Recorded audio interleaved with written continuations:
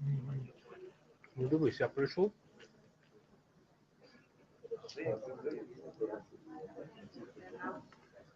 Просто запустив, щоб люди вже бачили, якби ми не вважаємо в плані. Я вже подивився. Ти кажеш, що перерви немає. А якщо ти кажеш, що перерви? Ні, такі вже трошки змінили. Не буде перерви у нас, після, а у нас просто після вже на коментарі сходили. Може, коментарі?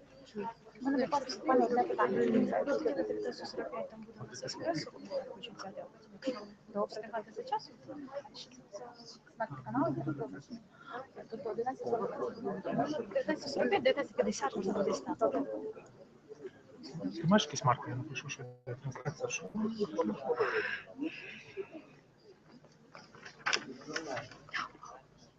Леша, ти складав? До нього підійшла, сказала, він поговорив, писав за трубку, він домовився. Він сказав, що може.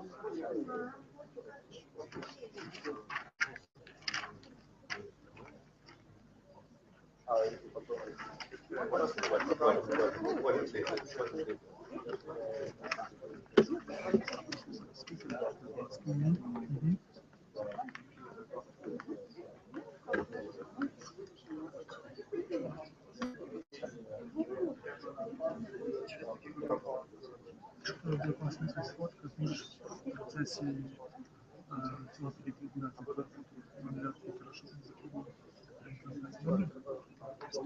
Ну, якщо там щось не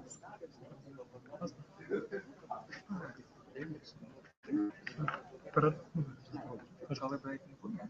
Мабуть, ні. Може, я не знаю.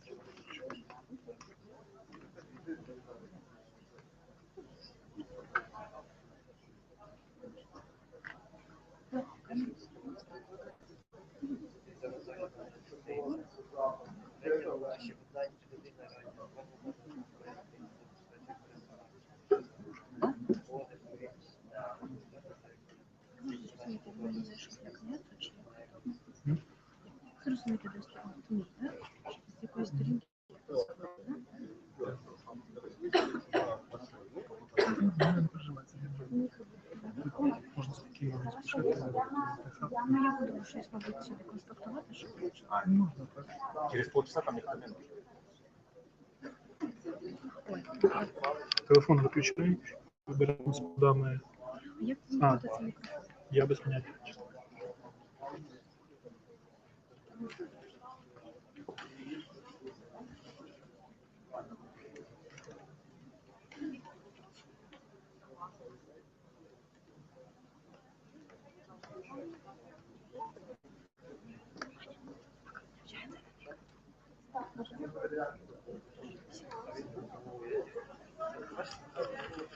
Я поняла.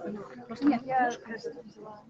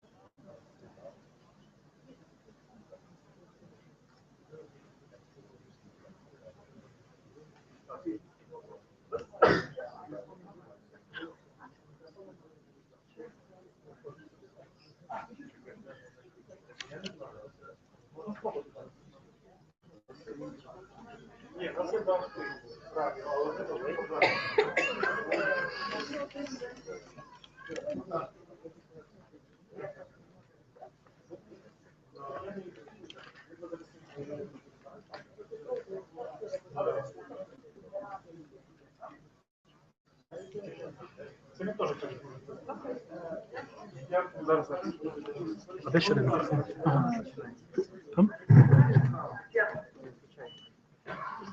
Раз.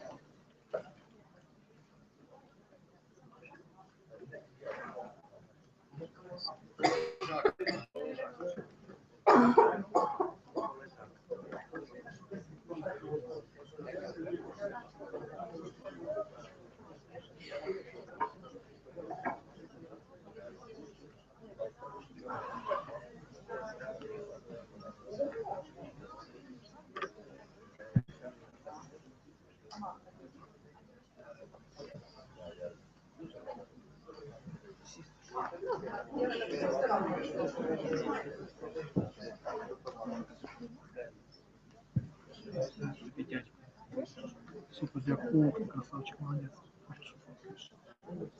Що за об'єкт фокус зараз? Ой, я ж ефірі не забув.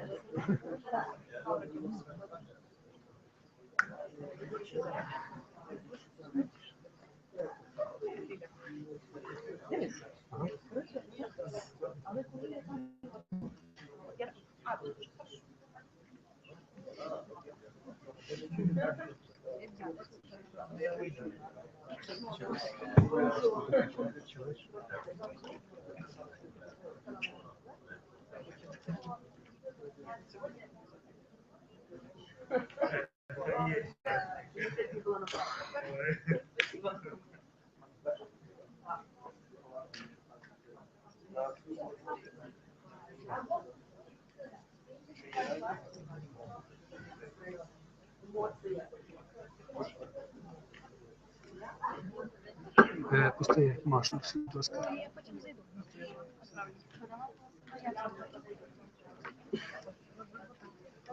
Я потім ще деяку речі може більше. Всі хочуть щось запитати. Що? У кого хочеш?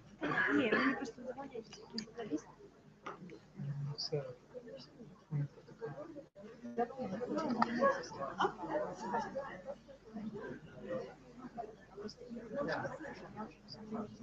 Це безсмислено зараз. Дзвонять.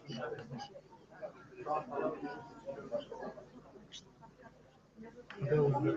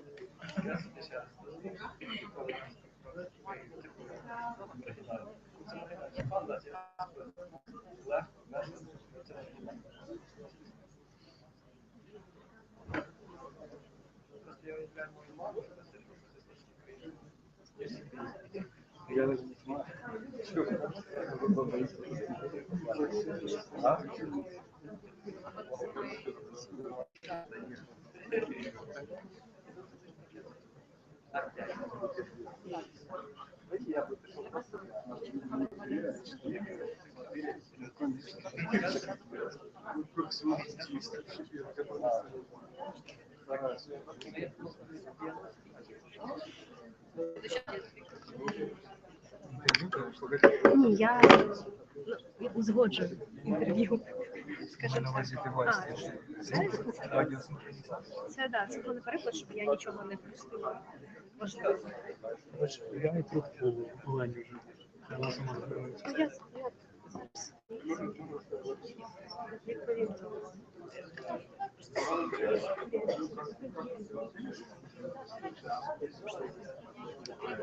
Оля.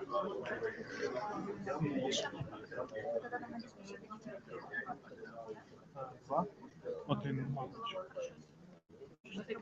Окей, добре. Зараз уточню це.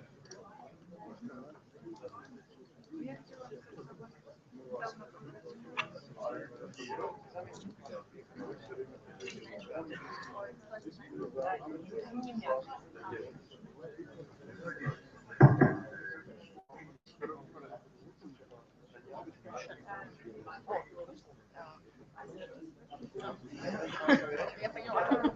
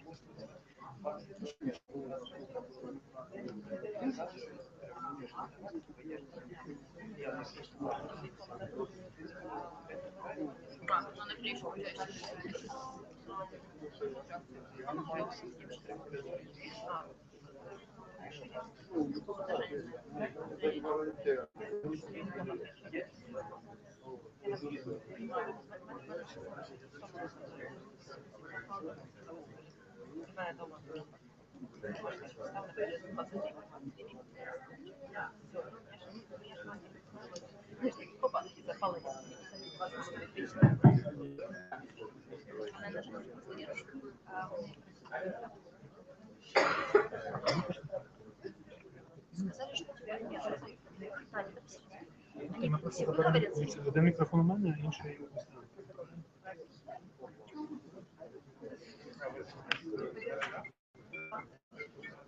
Я одразу скажу. Да, пожалуйста. А там есть... Ми його не чекаємо. Нет, На другому?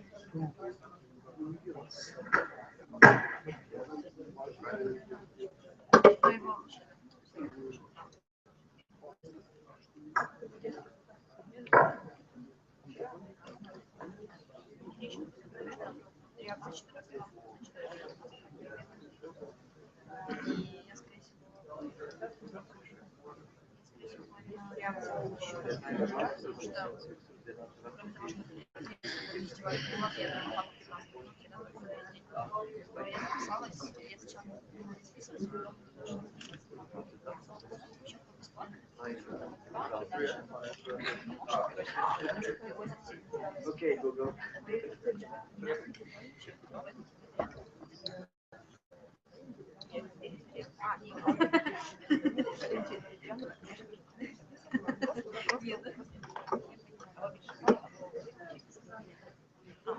Знаєш, що тут хтось сидить, дуже все заново. Я знаю, я встану. Іде трансляція.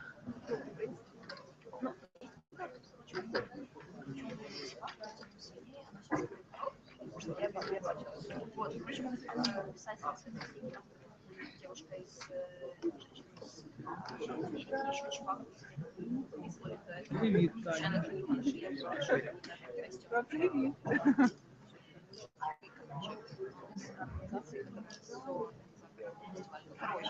Я обязана просто и там еще это то, что это мне написала, что с переводом или нет?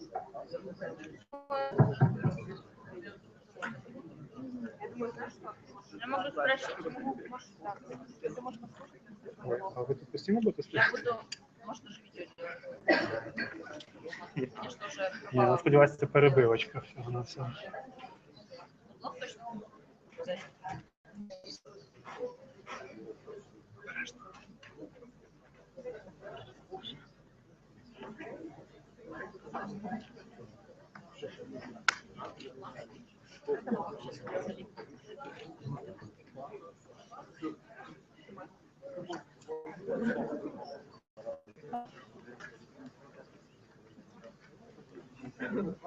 Так, сідай.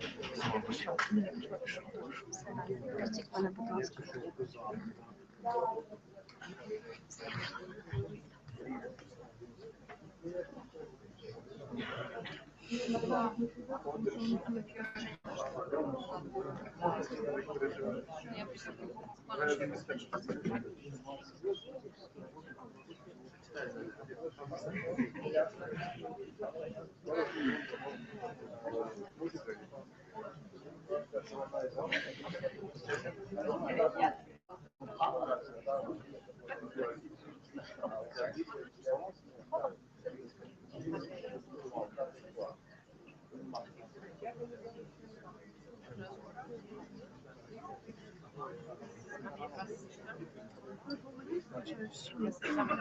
Я бачу. Дивіться. Я ж не видела.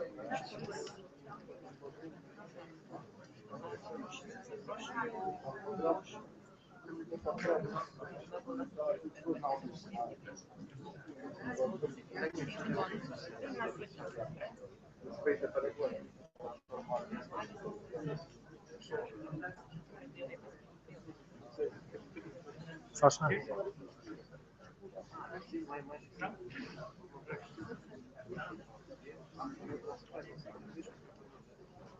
А, схоже в лицо. Що?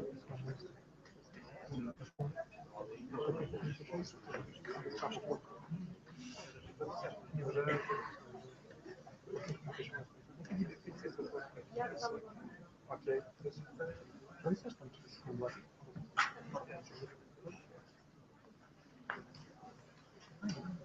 Да, походу.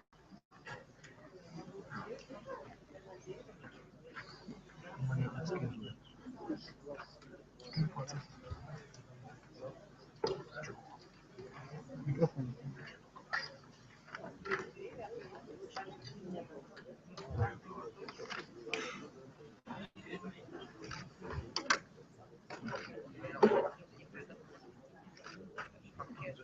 Картонка, конечно.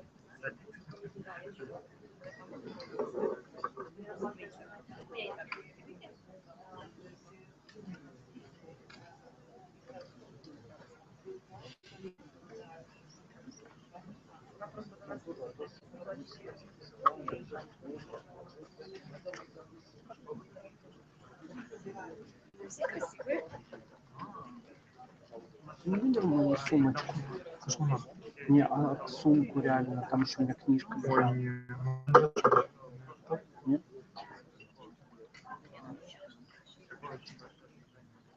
Ти не парся, фото.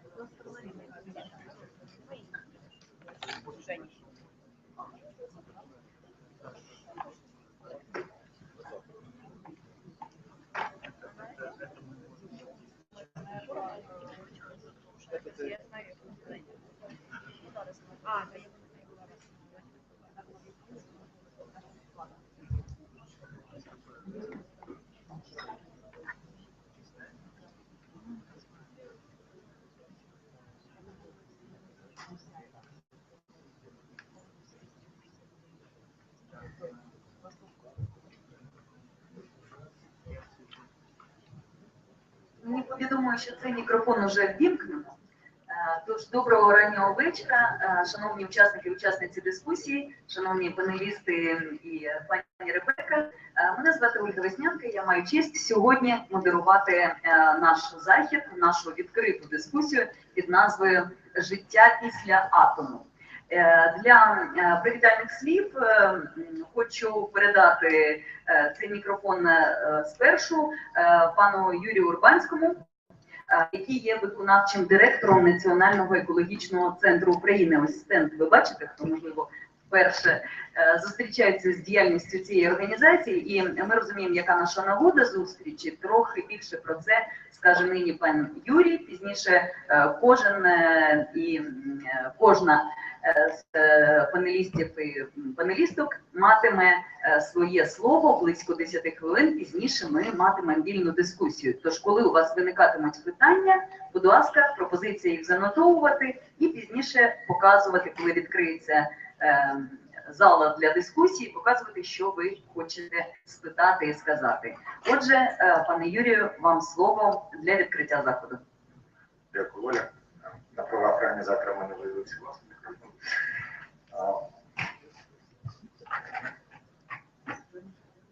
Я перепрошую, що ми трошки затрималися з технічних причин. Я хотів би дочекатися, поки наших гостей з'явиться. Тоді тим часом представлю, з вашого дозволу, отже, з нами Юрій Урбанський, який є виконавчим директором Національного екологічного центру України. З нами також Сергій Сумленний, нині ось бачимо, який є головою Офісу фонду імені Гайнріха Бюля в Україні. З нами також велика честь є іноземні гості, які не так часто бувають, хоча пані Ребекку ми часто бачимо в Україні, але ось вперше, зокрема, я вперше зустрічаю Майкла Шнайдера, який є відомим незалежним експертом у сфері атомної енергетики та політики з Франції, який ось у Києві матиме своє слово з нагоди роковин катастрофи на Чорнобильській атомній станції. Крім того, з нами пані Ребекка Хармс, яка, як відомо, є співголовою фракції «Зелених» у Європейському парламенті, є депутаткою Європейського парламенту і є політикинею з екологічними поглядами і з розумінням України, і тою людиною, яка стежить за тим, що відбувається також в Україні, зокрема в царині енергетики.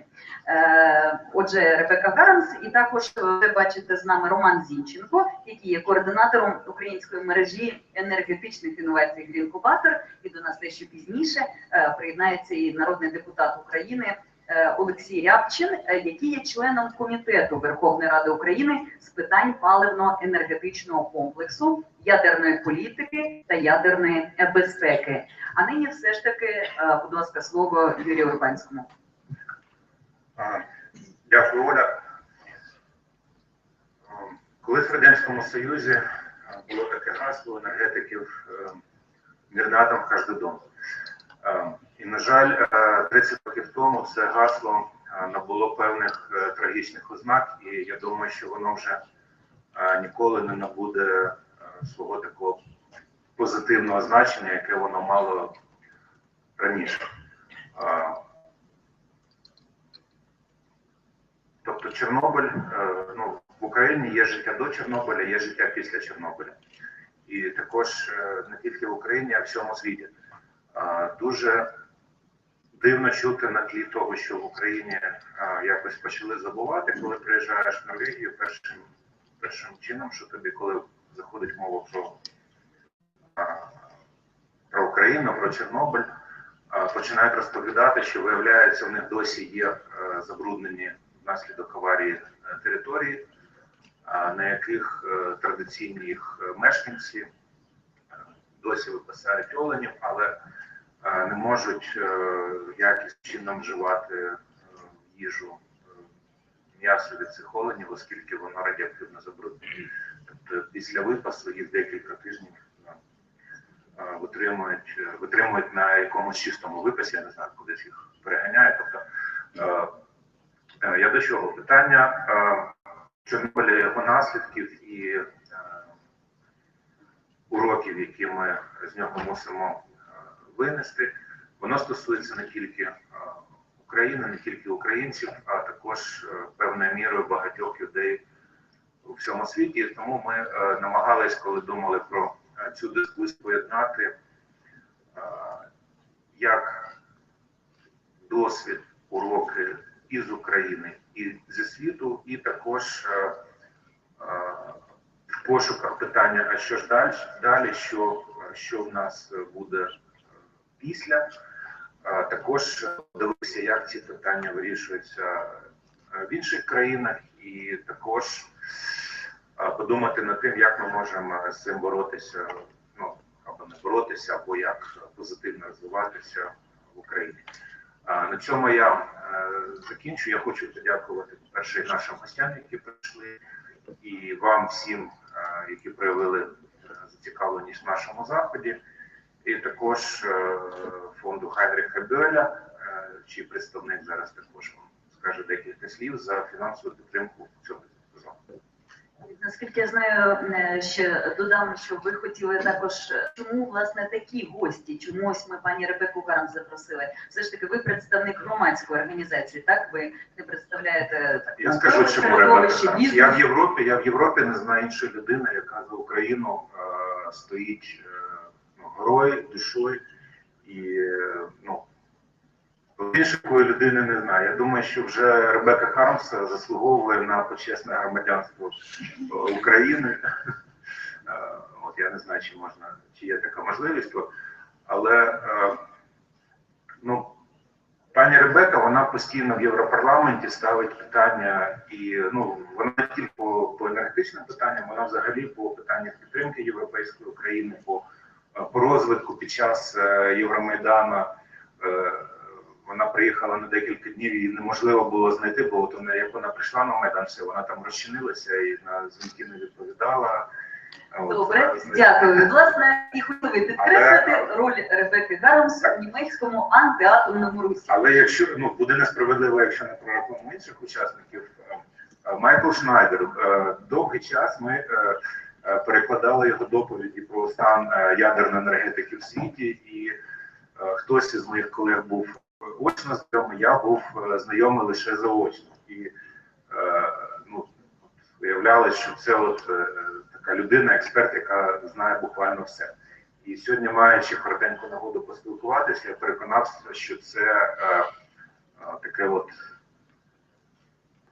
концентрація знань, які, ну, я думаю, що от якщо сидіти із Майклом спілкуватися, то ми тут на декілька днів знайшли, що обговорювати і про які питання говорити. Отже, дякую. План дій на найближчі дні у нас вже складено. Жартую, я вже приїхала до вас з непоганого міста, з Одеси. І на цьому, до речі, погодився Майклом Шнайдер, щоб згадала про цікаве прізвище пана Шнайдера. Адже, власне, відомо, що є така велика компанія, яка також займається енергетичними інноваціями в сфері виготовлення продуктів. Так? І в Парижі, ми знаємо, офіс також є цієї компанії, також говорять про енергетичні інновації. То пан Майкл жартує, що йому належить ця компанія, так чи ні? Ну, по цій усмішці ми розуміємо, що це, звісно, жарт. І нині слово вітальне для учасників і учасниць дискусії має Сергій Сумленний, який є головою офісу фонду імені Гайнріха Бьоля в Україні, власне, в місті Києві. Прошу. Дякую. Тоді ми вам передамо цей мікрофон. Дякую, шановна пані Ольго.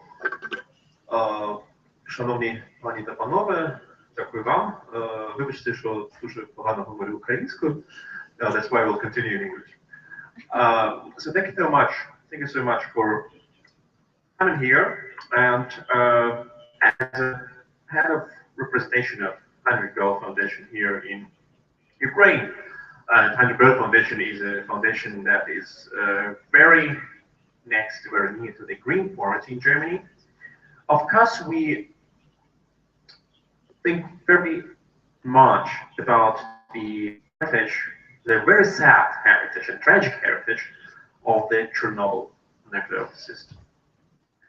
And Yuri has already told us about this very sad situation, and suddenly, within 1 week in April '86, that what used to be called a peaceful nuclear energy came to every family here in Kyiv region and to the neighbor countries. And that was an example how the nuclear disaster, how the nuclear catastrophe could change the lives of people for the decades.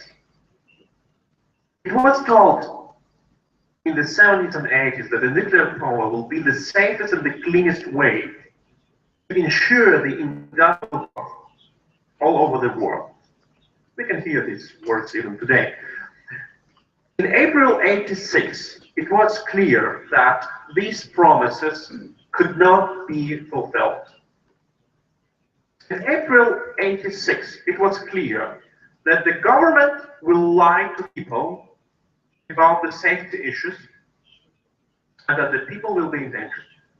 In April '86, it was clear that a meltdown at a power plant like Chernobyl will endanger people all over the world, in the countries located 1,000 kilometers from the power plant. And until now, we can see the traces of that event, of that tragic event. There were some hopes in April '86 that this sad situation is characteristic only to the Soviet economy. And of course it was true to some point. Of course it was the Soviet system of lie and the Soviet system of let me say, very brutal policy towards its own people. And the fact that the people in Kyiv were not informed about the meltdown has had some tragic development. But 3 years ago, we have seen a very similar situation in a very developed country, in Japan. And we have seen that even in one of the most technologically developed country in the world, the government was not able to handle the same technical development. And we see the same tragic development at Fukushima, as the meltdown of the reactor has caused a pollution all over the Pacific Ocean. And nowadays you can see the traces of the meltdown in Arctic and next to the coast of California. You can see that these traces will stay in the ocean for the decades and for hundreds of years. As nowadays, some companies or governments tell us that the atomic power is safe, that the atomic power is clean, and that the atomic power will ensure economic growth and industrial growth. We know it is lie. We know it's not true. We know that the atomic technology is a technology from the 50s and 60s years of the last century. You don't drive the cars produced in 50s and 60s years. You don't fly the planes. Your mobile phones are from another century. Your computer, your lifestyle, your habits. Why do we need to use the power technology that is that much outdated and that much dangerous?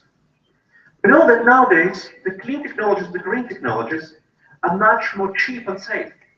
We know now that the technologies using the power of wind, the solar power, are already twice as cheap as the coal power.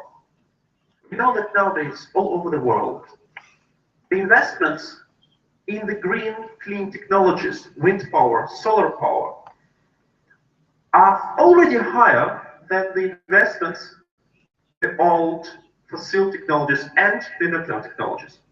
And as nowadays in Ukraine, we know that the question of energy independence, first of all from Russia, is one of the key questions and key issues that could guarantee the sustainable economic development of Ukraine, sustainable growth, and economic and political independence of a very hostile neighbor.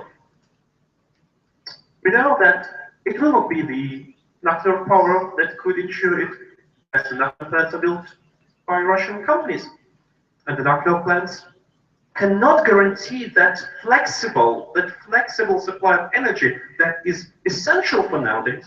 And it could be only the green technologies that can guarantee it, and they can do it safer than nuclear plants and for less money. But I'm very thrilled about what we will hear today, because the issue is very important for Ukraine and very important for the world. And I thank our guests, and I thank our partners from the NETSU for having co-organized this event. And thank you, Rebecca, thank you, Michael, for coming here. Thank you for attending this event, and I'm pretty sure after these 2 hours or 1.5 hours, we will all be smarter and maybe a little bit greener. Thank you so much. Дуже дякую, пане Сергію. Насправді українська мова у вас уже дуже добра. Тому продовжуйте надалі виступати. Так, і на німецький лад дещо вам постукала. Ви знаєте, в німецькій аудиторії прийнято зазвичай не аплодувати, як от в Україні, так, а стукати по столу. Я вже так бачу по очах аудиторії, що вже виникають питання щодо дешева чи дорога такі зелені технології, так, відновлювальна енергетика. Збережіть це питання і поставите, коли буде дискусія. А надалі хочу передати слово пану Майклу Шнайдеру, перед тим зауваживши. Сергій Сумленний згадав, дійсно, говорив багато про Фукусіму, про таку розвинену країну, як Японія, так, яка не змогла впоратися з цим викликом. І дійсно це, на жаль, те, що ось так трагічно, ось так жахливо об'єднує якби пам'ять, об'єднує історію і України, і тепер вже Японії. І цікаво, що дійсно ви вірно говорите, і саме ці голоси часто на міжнародних заходах звучать з Франції, звідки приїхав Майклом Шнайдер, коли говорять, що атомна енергетика продовжують говорити, що є безпечною, є мирною, і зазвичай це роблять так звані незалежні французькі експерти.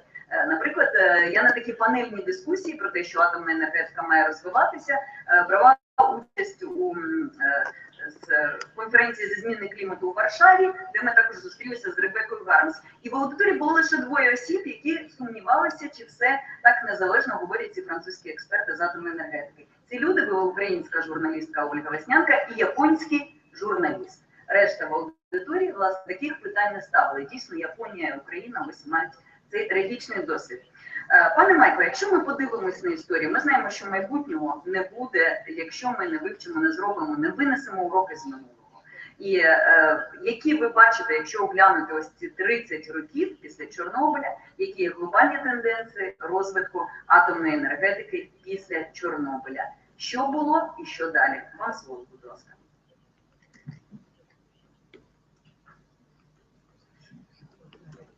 У нас буде презентація, можна ось дивитися, щоправда вказано, що ми в німецькому посольстві, а ні, вже просто в Києві. Відредувала, дивіться на екран, будь ласка. Hello? Yes. Thank you very much for the kind introduction as well, and for the invitation to be here. I think 30 years after Chernobyl, for somebody who's been working for 35 years, on this issue is it's the appropriate time to be in this city. So So thank you very much for having invited me here. What I will try to do is exactly what you have indicated. So prior to discussion it's about the current state and future, it's always important to look back. And while we don't know exactly what the future will bring, although we can design what it will bring, it's important to take the lessons out of the past. So what I will try to do is to walk you through nuclear history. And it's, as you will see, there might be a lot of surprises in there for people who don't do that on a daily basis. So there are a lot of slides that have a lot of figures, but I invite you to rather look at trends. So what is big, what is small, what is increasing, what is decreasing, or stagnating? That is more important than a single figure. And look at the developments over longer periods of time, because shorter periods of time are not necessarily the real lessons to be learned from history. What you see here, odd place to be. As you see here, we have in green, for every year since the beginning of the nuclear age, we have green bars, and we see sort of the larger numbers of reactors that have started up in the world until the end of the 1980s. And from then on, it's a pretty flat development. Now, you might say that there is some movement here, because in 2015, in fact, 10 reactors have started up. That hasn't happened in the past 25 years. So we are actually witnessing a change here? That's the first question that comes up. The second thing which is remarkable, you see the delayed Chernobyl effect with the number of reactors getting off grid. So shut down in 1990 and towards the 1990s. And we see a very clear, obvious Fukushima effect with a large number of reactors getting off grid in 2011. But at a second look, you will see that we actually have today a situation that is China and the rest of the world. So what we did here, this is exactly the same slide, except that we identified what China plays, what role China plays. And you see that last year was symbolic in the sense that 8 out of 10 reactors that started up were in China. So we do really have China and the rest of the world. It's not a sort of worldwide phenomenon that restarting of the nuclear industry. If we see the same picture in the European Union, you see that after the 1980s, the red has been taken over massively. So a lot more plants were shut down than were started up. Keep your questions in mind. I'm running through a little bit quickly, so just to save some time. One point which I think is important is that after Fukushima, we see actually a manipulation, misinformation on the global level by the International Atomic Energy Agency when it comes to the Japanese reactor fleet. What is this? It was help from Green Party. So I organized the worst case. Це нічого. Я вам, поки це організовується, скажу таке. Була дискусія, де брали участь у Варшаві європейські екологи. Я просто вімкнула, війшла в цю кімнату комп'ютер, у нас був блекаут на цьому. Тобто все вимкнулося абсолютно. Ось так говорили про енергостратегії. Прошу продовжувати. So my time restarts. So what we see here is the International Atomic Energy Agency's website on their figures on the world reactor fleet. And we have a number here that says nuclear power reactors in operation. It says here, select country. So you can click in there and you go to Japan. And what you see here at the Japanese slide is already 43 reactors. And then you see something very strange. It says nuclear electricity generation 0. Isn't that amazing? 43 reactors that are operating, but 0 electricity production. That is because all of these reactors were shut down after Fukushima happened.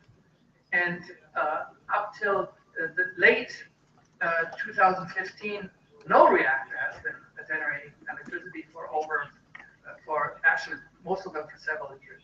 And as we speak, there's only 2 reactors in Japan operating and generating electricity. So the overall idea of this figure is entirely wrong because it includes 41 instead of 2 reactors operating, 42.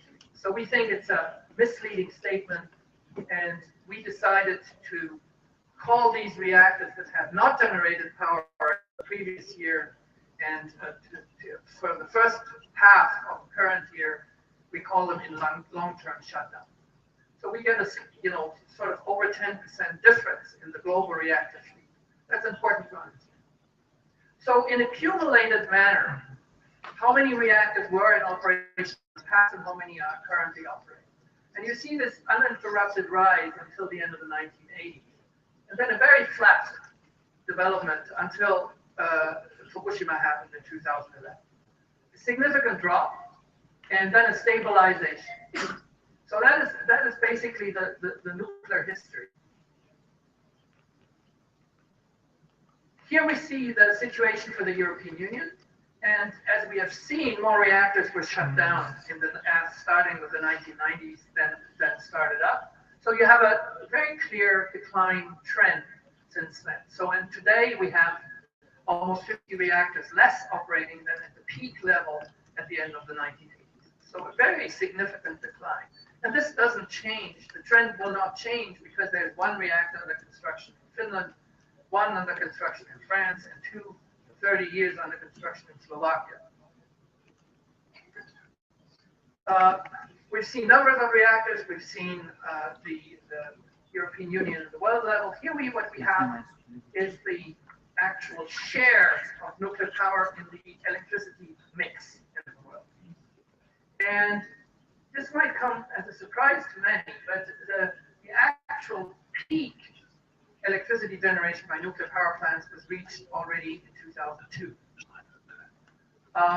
The share of nuclear electricity in the mix peaked already 20 years ago in 1996 and has been declining ever since. And we have now reached a level of around 11%. So this is the first lesson. Fukushima did not hit an industry that was blooming. It was an industry that was already in decline on the worldwide level. Well, what countries are generating nuclear power? There's 31.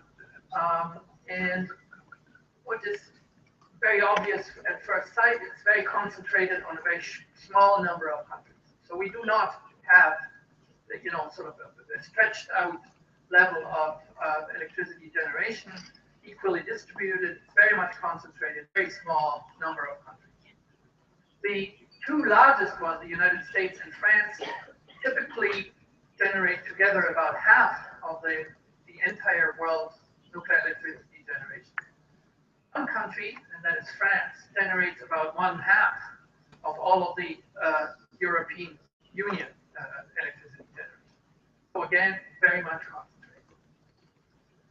If we look now into potential developments, we look at construction starts to see, what is actually being built, and we see that we have the same effect as with reactor startups, and that's not a coincidence, of course.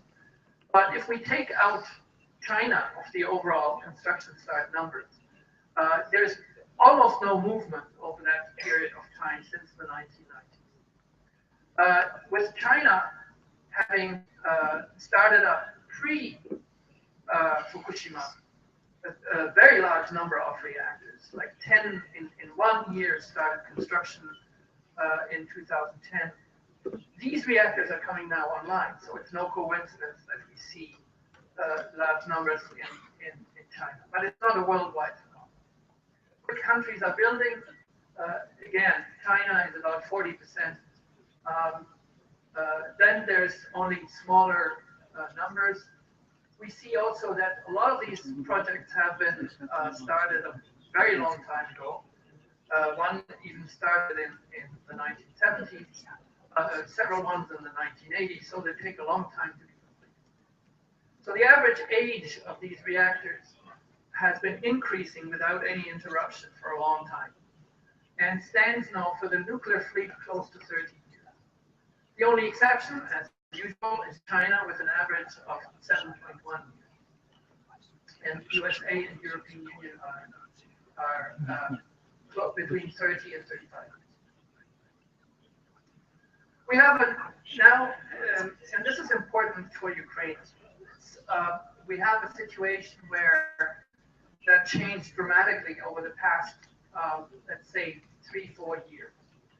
The old paradigm was that nuclear power is very expensive to build, so very large investments, but it's very cheap to run. Those times are over. We are clearly in a completely new situation. So production of nuclear power is not cheap anymore. In fact, we see now situations in the US and in Europe where investments have already been made. In the US, reactors have had a lifetime extension licenses already granted. But the reactors are shut down anyway because they cannot compete in the electricity market. So we have a phenomenon where we have strongly increasing costs for producing electricity, combined with a shrinking price in the wholesale market, and that pushes nuclear power out of the marketplace. That is a very new development over the last few years, and I think we should come back to that in the discussion. One of the dramatic consequences is the financial situation of the operating industries. It's, if we take the largest nuclear operator, which is a French state-owned, state-controlled utility, EDF, it has a very huge debt load of 37.4 billion euros. It's been increasing last year by another 3. The stock value has plunged by up to 89%. So it's with increasing costs, shrinking client base, and reduced consumption, it's a dramatic situation for that company. And I'm very concerned about that situation, because if you have companies that operate high-risk facilities, they shouldn't have the stress of getting in the money to cover the costs. So it's very unhealthy for safety and security to have these companies in extremely troublesome financial state. And the situation of the Arriva company, also state control, is even worse. One project that is symbolic and therefore very important in the European Union is Hinkley Point C. It's a project that is promoted by EDF, so by the French company, and involves potentially Chinese capital. But the situation is so dramatic for the company that all of the trade unions have expressed their opinion against that investment. The CFO, the chief financial officer of the company, resigned, and if somebody knows the figures, it's the chief financial officer. So that should ring some alarm bells. In fact, investment banks have advised their clients to sell their shares. So the situation of this project is basically consuming money, absorbing money, with very little chances to get off the ground. And the investment already taken is about 3 billion euros without any construction, just a hole in the ground and ordering. So I'm going to jump this. And finally, just briefly, we have always in this annual report a chapter that compares developments in the renewable energy sectors with developments in the nuclear sector over a longer period of time. And what we did here is we took 1997 as an index starting date, because that's when the Kyoto Protocol was signed. And we wanted to know what is the contribution for carbon-free or low-carbon electricity by the various technologies, in this case, In red is nuclear, the blue is wind, and green is photovoltaic solar. And as you can see, it's quite surprising that to see that wind now has been generating a differential of about 5 times more than nuclear power. And a couple of years ago, even solar bypassed nuclear when it comes to the added amount of electricity generated since 1997. If you do the same thing on the Union, you see that it's even more dramatic because the added contribution by nuclear power is negative. There's even, it has been shrinking. China, just as an example, because we have seen China is the only country that is massively investing in nuclear. But China has actually in the past invested in nuclear as they invest in other things. They invest in everything. And in 2010, they've invested in renewables. So 2010, the year before Fukushima happened, or started, we should rather say. The year before Fukushima began, they invested already about 5 times more in renewables than they invested in nuclear power. And that has been boosted incredibly since 2011. So the outcome is quite stunning. This is the increase, and we're looking in terawatt hours. So this is actually electricity production. This is not installed capacity. So we see that wind alone has overtaken nuclear electricity generation, in spite of the fact that China has been investing significantly in nuclear.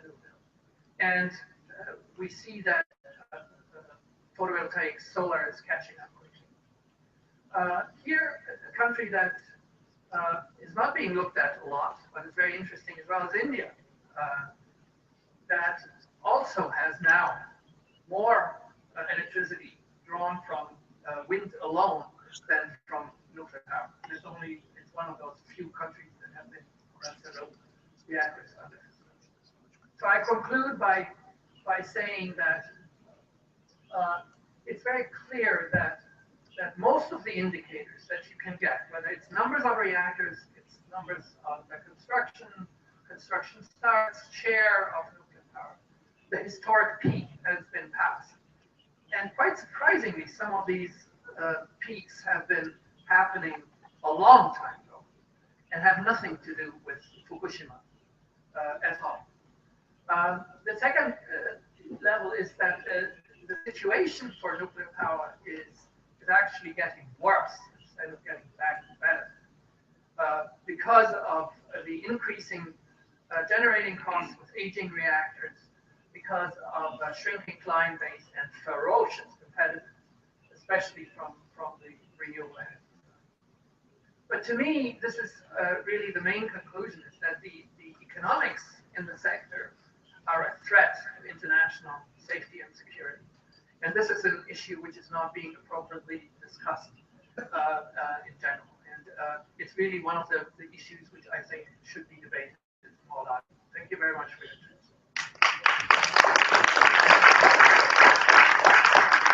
Дуже дякуємо за таку змістовну доповідь і за те, що надали можливість залишити дещо для розгляду пізніше. Ось щойно Майклом Шнайдер вжив таке слово «здизайнити». Ми можемо спрогнозувати, здизайнити своє майбутнє зараз, так, якщо ми добре вивчили уроки минулого. І, власне, з таким дизайном, я так розумію, займаються, або мають займатися нині, ось де був тут народний депутат України, наші українські політики, працюючи над енергостратегією. Я бачила, що вже приєднався до нас і дещо пізніше матиме слово Олексій Рябчин, депутат Верховної Ради України і член комітету Верховної Ради з питань паливно-енергетичного комплексу, ядерної політики та ядерної безпеки. І, власне, будемо говорити про енергетичну стратегію України, долю там атомної енергетики, можливості розбудови енергонезалежності України. І цікаво також, Майкл Шнайдер згадав Китай, який багато інвестує в атом. Тут я хочу дещо апелювати теж до досвіду. Ми з паном Сергієм Сумлєним колись вивчали досвід розвитку відновлюваної енергетики у Німеччині. звідки до нас Ребекка Хармс приїхала. І ось в аудиторії завжди, коли нам говорили про ці зелені технології, був один учасник з Китаю. І одного разу в одній компанії він взяв слово, він довго мовчав, а тоді каже, що все, екологія, головне бізнес. Ось, тому, знаєте, є різні підходи до розбудови власного майбутнього. І про досвід Франції ми дещо пізніше розпитаємо докладніше пана Майкла Шнайдера. Ще раз дякую.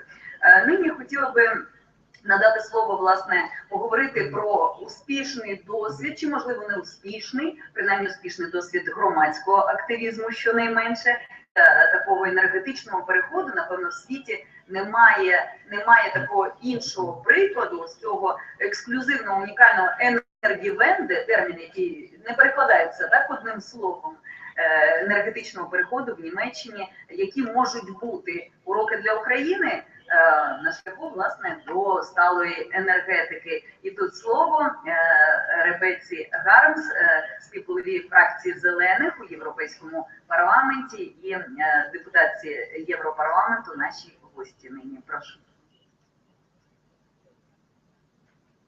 So, thank you very much to organize this conference, and thank you very much for inviting me together also with my old friend Майклом Шнайдером.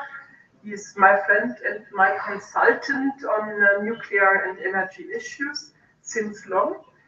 And so I think it's interesting that we know each other because we participated together in a conference in New York, I think in 1987, 1 year after the Chernobyl accident, in a conference which was called First World Nuclear Victims Conference, Radiation Victims Conference. And since 87, we cooperate on this issue, and I would say sometimes also very successfully. This report, this annual report, is also partly a result of our cooperation, which lasts now for decades. So Chernobyl changed, brought new friends to me, and I think it's also interesting to understand in Ukraine that my friendship for your country, I think, would not have happened the same way without Chernobyl, because so when I was invited in 1988 by the Pen Club of the Soviet Union to visit the exclusion zone of Chernobyl, to get ready for the first public discussion, so-called public discussion in the year 1988, later on or after the visit in Moscow. This was a very, very unique experience for me. So I met some Ukrainians, some very special Ukrainians like Yuri Sherbak. Before your country existed, I met some of the dissidents of Soviet Union times, not only Ukrainians, but also from other Soviet republics during this visit and this work on Chernobyl later on. And so it's not astonishing that the nuclear issue and the Chernobyl issue and Ukraine and the east of the continent, for me, always were kind of a unit. So it's really something what is the experience of this visit is like printed into my head and printed into my life since. And what I would really like to be able to is to help the Ukrainians to learn similar lessons and to draw similar lessons as we did it in Germany after Chernobyl. Because you want me to speak about this German miracle, Energiewende. I find it interesting that meanwhile, even in Ukraine, you can say Energiewende, and some people, more and more people understand what it means. So also in Germany, it's not a miracle.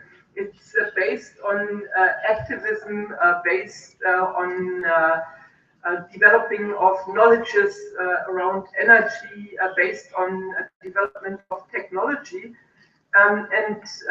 So Energiewende really has its roots in the anti-nuclear movement of Germany. I was a founder of this anti-nuclear movement 10 years before Chernobyl happened, already mid-70s. We founded the first citizens' action groups in Germany against nuclear. Also in my region, we have big problems with the nuclear waste facilities still ongoing. So these citizens groups became in Germany very, very influential. And so when Chernobyl happened, German society had already some experiences with so discussions and disputes on nuclear. And so when the nuclear accident in Germany, in Chernobyl happened, the German public opinion changed a lot. Before me and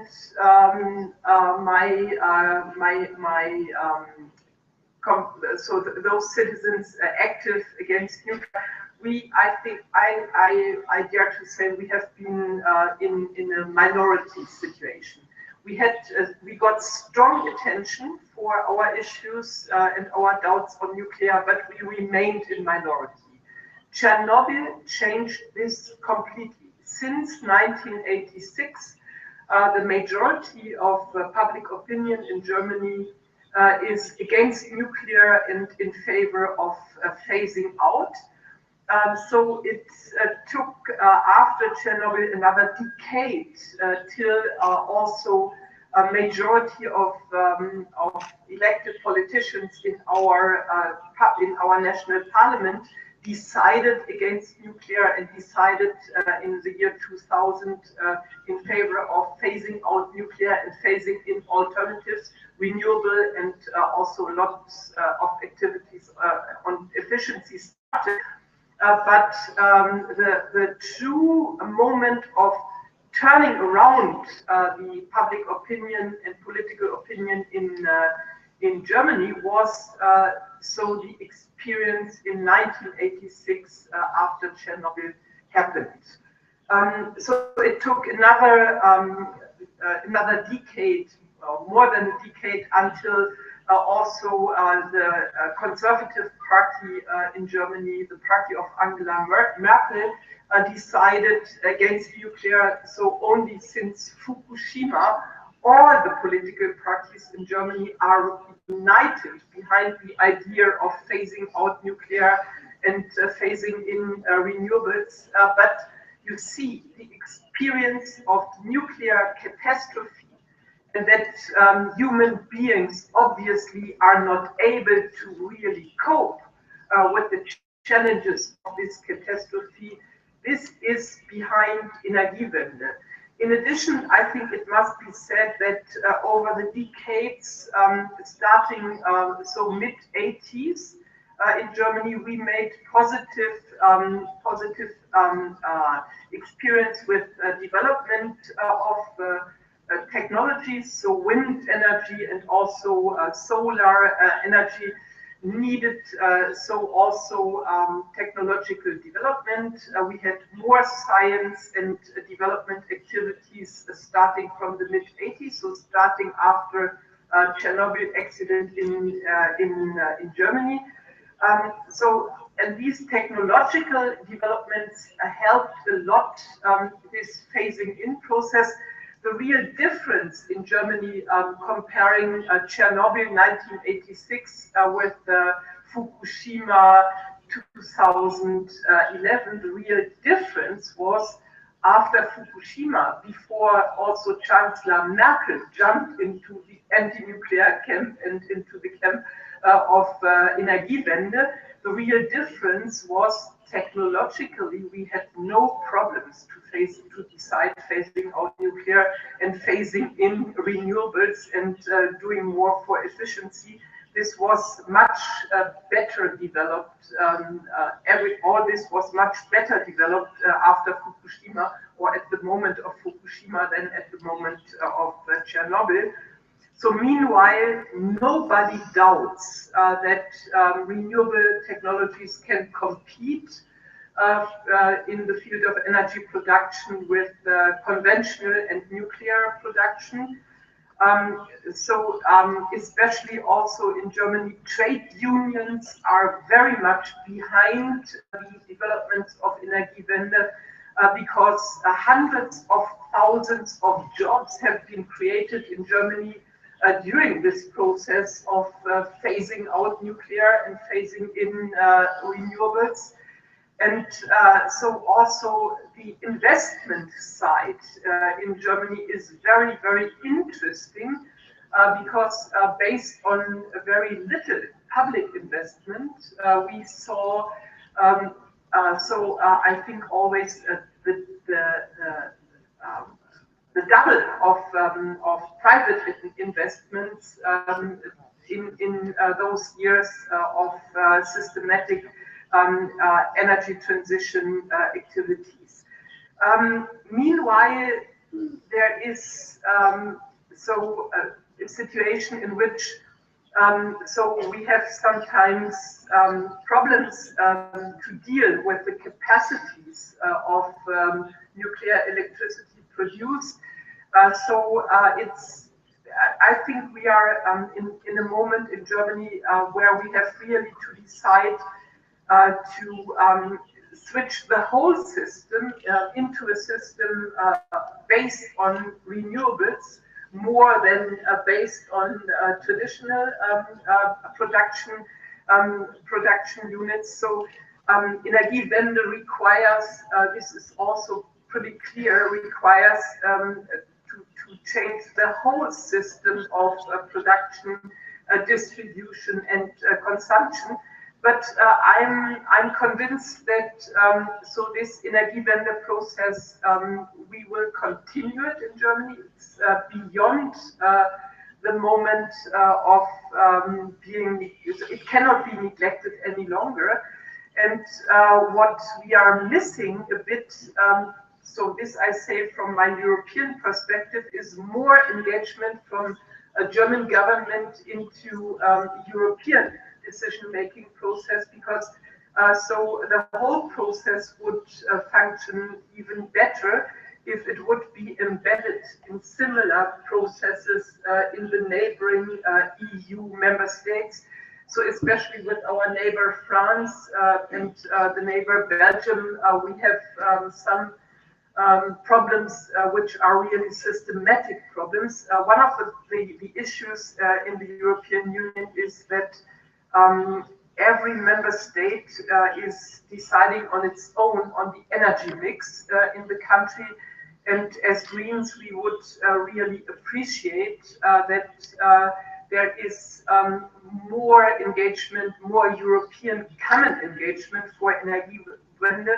We would say that the whole discussion of the European Energy Union, which goes on, especially since we made the experience with Russia going or using energy as a weapon towards Ukraine and also towards the European Union. So we would really, as Greens, prefer to have kind of new treaty for the European Union that is similar to the old treaties of the European Union on coal and steel and nuclear, putting renewables and efficiency into the core of such a new European treaty, deciding that around renewables and efficiency we are building the new future project of this European Union. But it's not yet done. It's, I would say,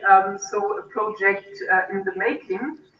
For Ukraine, it would be, I think, an ideal moment of So shifting the old energy model to a model made for the future. There is, and this I must not explain to the Union, to the Ukrainians, there's a big need for investment in energy infrastructure, in not only production but also distribution systems. Also the way you consume has to be revisited, building sector, etc. And for me, it makes not at all sense in Ukraine to invest that much in the old system.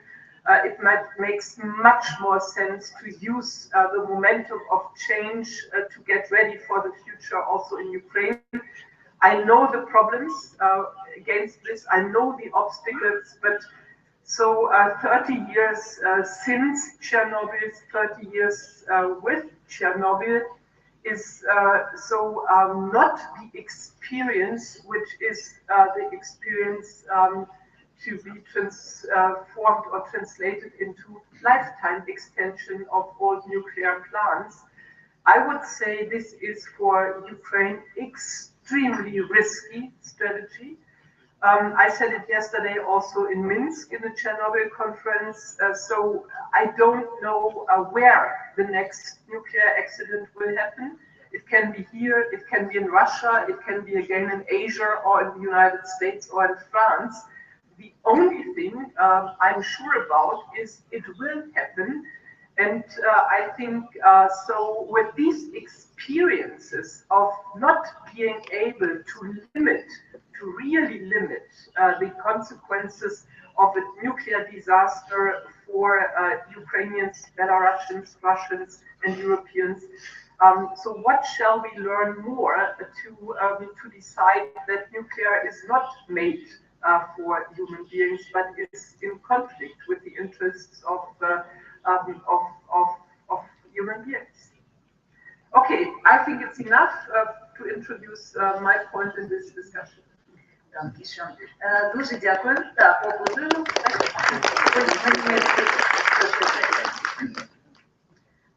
Дуже дякуємо за виступ.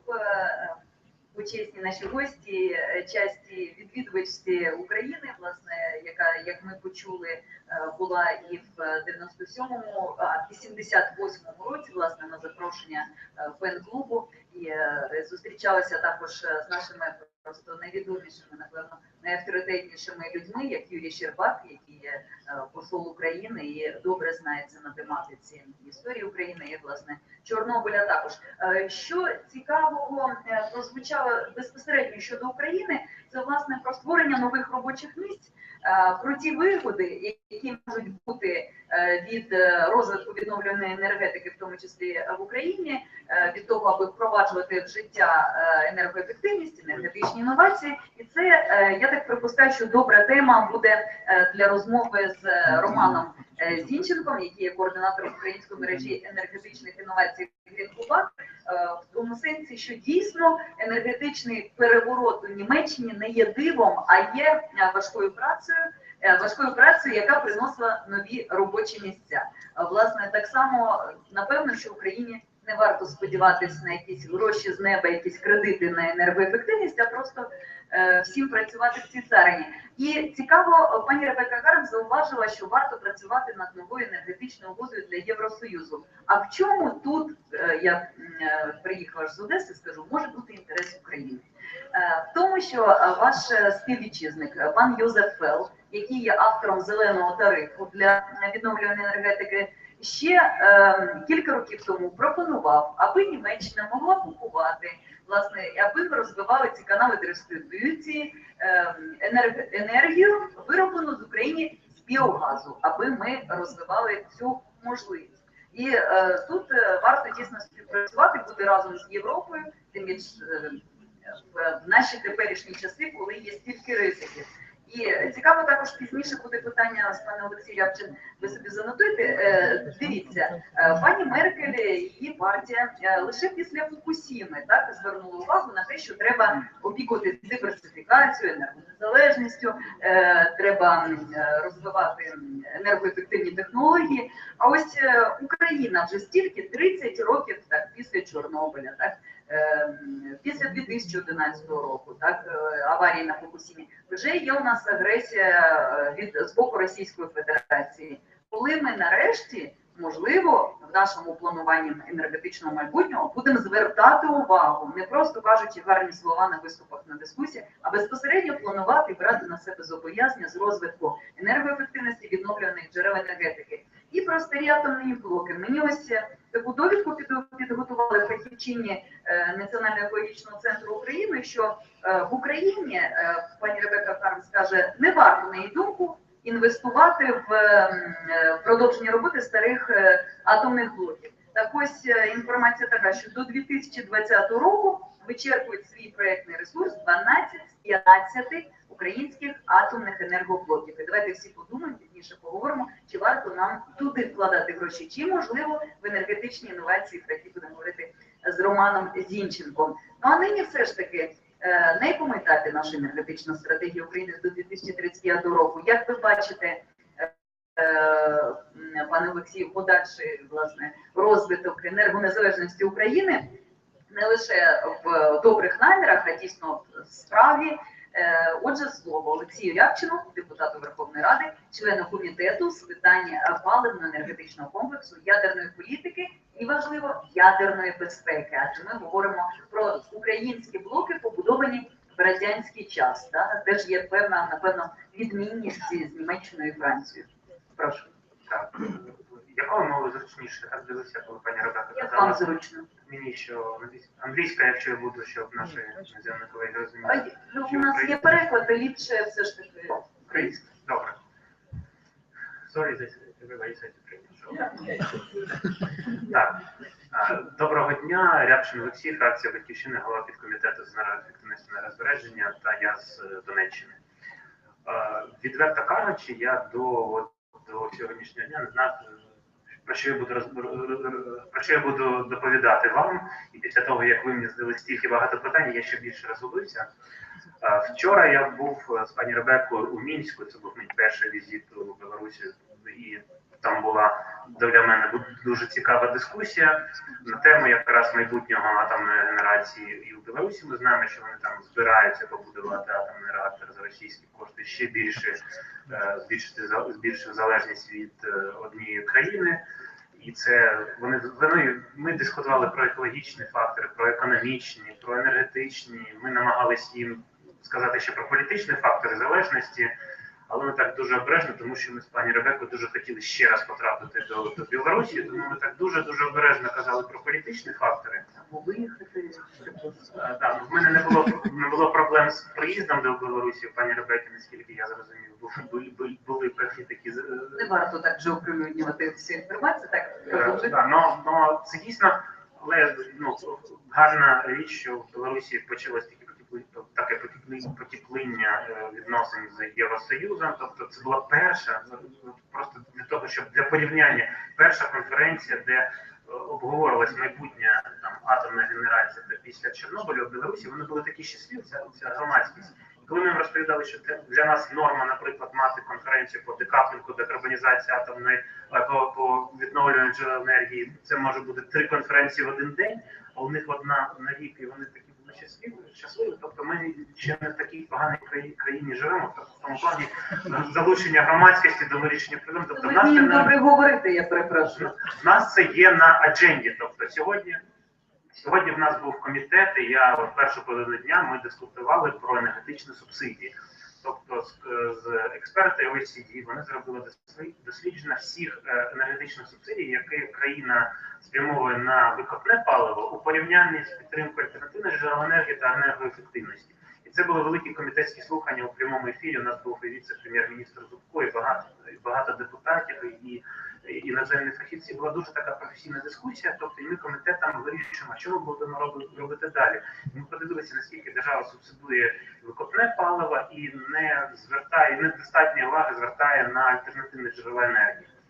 І питання сьогодні ми також ставимо, тут є колега Вітченка, який працював у Міністерстві енергетики, я так розумію, продовжує співпрацювати, саме про стратегію до 2035 року. І є, як, просто так дуже спрощено, є 3 варіанти розвитку подій до 35-го року, які ми плануємо. Перше, це ставка на базову галузь, яка зараз є, відверто ми про це кажемо, це атомна генерація. Продовжуємо розраховувати на атомну генерацію, можливо, добудовуємо ще 2 реактори, тобто це для нас буде базова галузь, і ми продовжуємо цей варіант. Є дуже багато лобістів цього шляху, давайте відверто казати про як політичну, і про бізнесову складову. Друга частина – це більш ставка на вугільну генерацію, можливо, там якісь там чисте вугілля, але політично зараз у нас війна, і, на жаль, я не можу навіть до свого рідного дому потрапити, але ми дуже розраховуємо, що ми повернемо Донбас бажано на наших умовах, і буде в нас це вугілля, і це другий шлях, який також лобіюється, ми всі знаємо прекрасно, ким і якимось чином. І є третій шлях, за яким я є дуже великим прихильником, це навіть при зростаючих темпах економіки ми будемо скорочувати споживання енергетичних ресурсів, ми будемо розвивати відновлювані джерела енергії, ми будемо все робити для того, щоб впроваджувати технології, розвивати зелені робочі місця. Тобто, я думаю, що раз ми тут всі сидимо, для нас це бажаний сценарій. І в нього є також лобісти. Це дуже важливо, тому що до цього не було так сильно багато лобістів, як є сьогодні. Я вважаю, що завтра їх було ще більше, але ви про це почали говорити, і це є в дискурсі.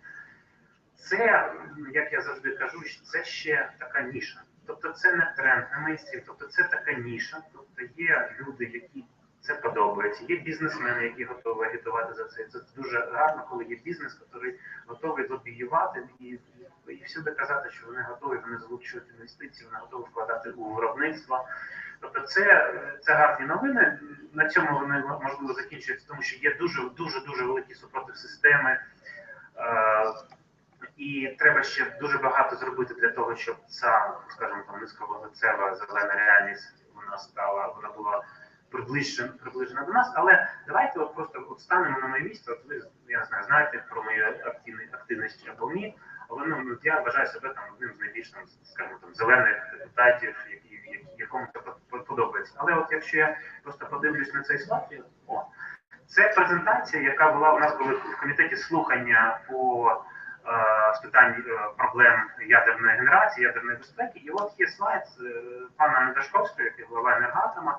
І ось у нас є критична ситуація в країні. От ти депутат, і ти вирішуєш не тільки те, що тобі подобається, те, що ти віриш, те, чим ти займаєшся, завжди вивчався. А от в тебе є така ситуація, що базова галузь, яка в тебе виробляє 50, а зараз ще більше генерації, ми всі пам'ятаємо про і віялові відключення, і про ви маєте на увазі? 50%?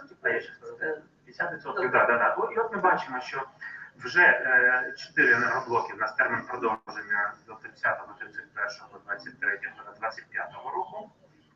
І в нас ведуться роботи на 4 енергоблоках, які плануються завершити в цьому році та в наступному. І є ще 7 енергоблоків АЕС, термін який завершується або до 20-го року, або після 20-го року, і треба це продовжувати. Це перед нами політичне рішення. І от відверто, якщо мені просто дуже цікаво, чи відчуваєте ви політичну рішучість і, як пані Хармс зазначила, технологічну можливість, що дуже важливо, відійти від цього і відновляти ці блоки, і це запитання. Це запитання, і це добре, що ми ставимо зараз запитання, і на комітеті, коли у нас було, і коли лобіювали, давайте добудовувати 2 енергоблоки в місті, стало запитання у депутатів, а покажіть розрахунки. Скажіть, навіщо? Тобто, постало питання, якого ще, можливо, 2-3 роки назад не було. Тобто, ми будували, це було політичне рішення, зараз воно призупинено. Тобто, зараз такий question mark, тобто, чи потрібно, чи ні. І я зараз не знаю це запитання. Тобто, вся моя, скажімо, зелена душа каже, дійсно треба відмовлятися, але якщо ти будеш дивитися на розвиток країни, то це питання, яке треба вивчати, і за допомогою вас, тут сидячих людей, які розуміються на цій проблематиці, ми повинні приймати державницькі рішення. Мені зовсім не хочеться входити в такий nuclear або lock-in.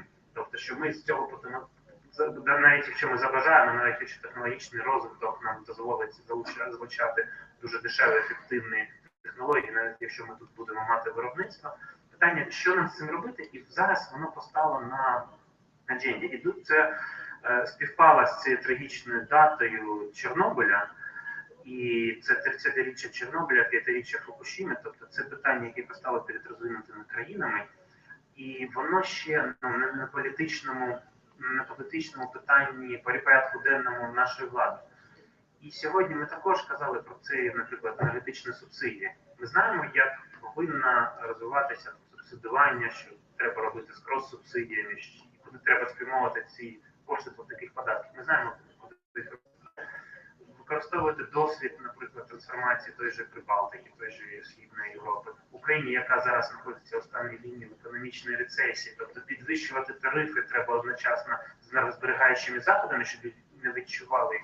Але це цього не робиться. Тобто у нас є дуже багато політичних питань, на які ми повинні давати фахові відповіді, тому що в нас фактично нема права на помилку. Вона дуже така дорога, і зараз ми стаємо заручниками цих питань.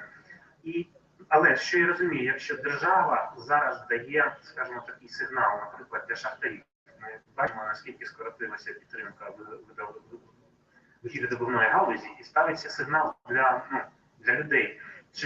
Чи бажаєте ви, щоб ваші діти також були шахтарями, як ваш батько, як ваш дід? І тут вже питання для людей нагальне. Чи будуть вони йти працювати на шахти, чи ні? На які шахти? Чи стає питання, наприклад, чи хочете, щоб ваші діти працювали у цій генерації, чи ні? Тобто це питання ще навіть не поставлено у нас, і це така перша, скажімо, ластівка, це конференція, і ці дебати, які на порядку денному. І що я хотів сказати, дуже велике запитання у цьому енергетичному союзі, і це ми повинні дискутувати з нашими шановними колегами з Європи. А якою Європа бачить енергетику України? Тобто в себе вони бачать декарбонізацію, повну відмову від ядерної енергетики. А що їм потрібно на їх кордонах? Можливо, їм потрібна якась додаткова резервна можливість, якщо в них там щось не буде. Тобто, якою Європа бачить енергетику України? Чи буде вона вимагати, якщо ми будемо експортувати туди електроенергію, більш зеленої енергії, чи вони будуть толерувати те, що в нас є вугільна генерація, атомна генерація?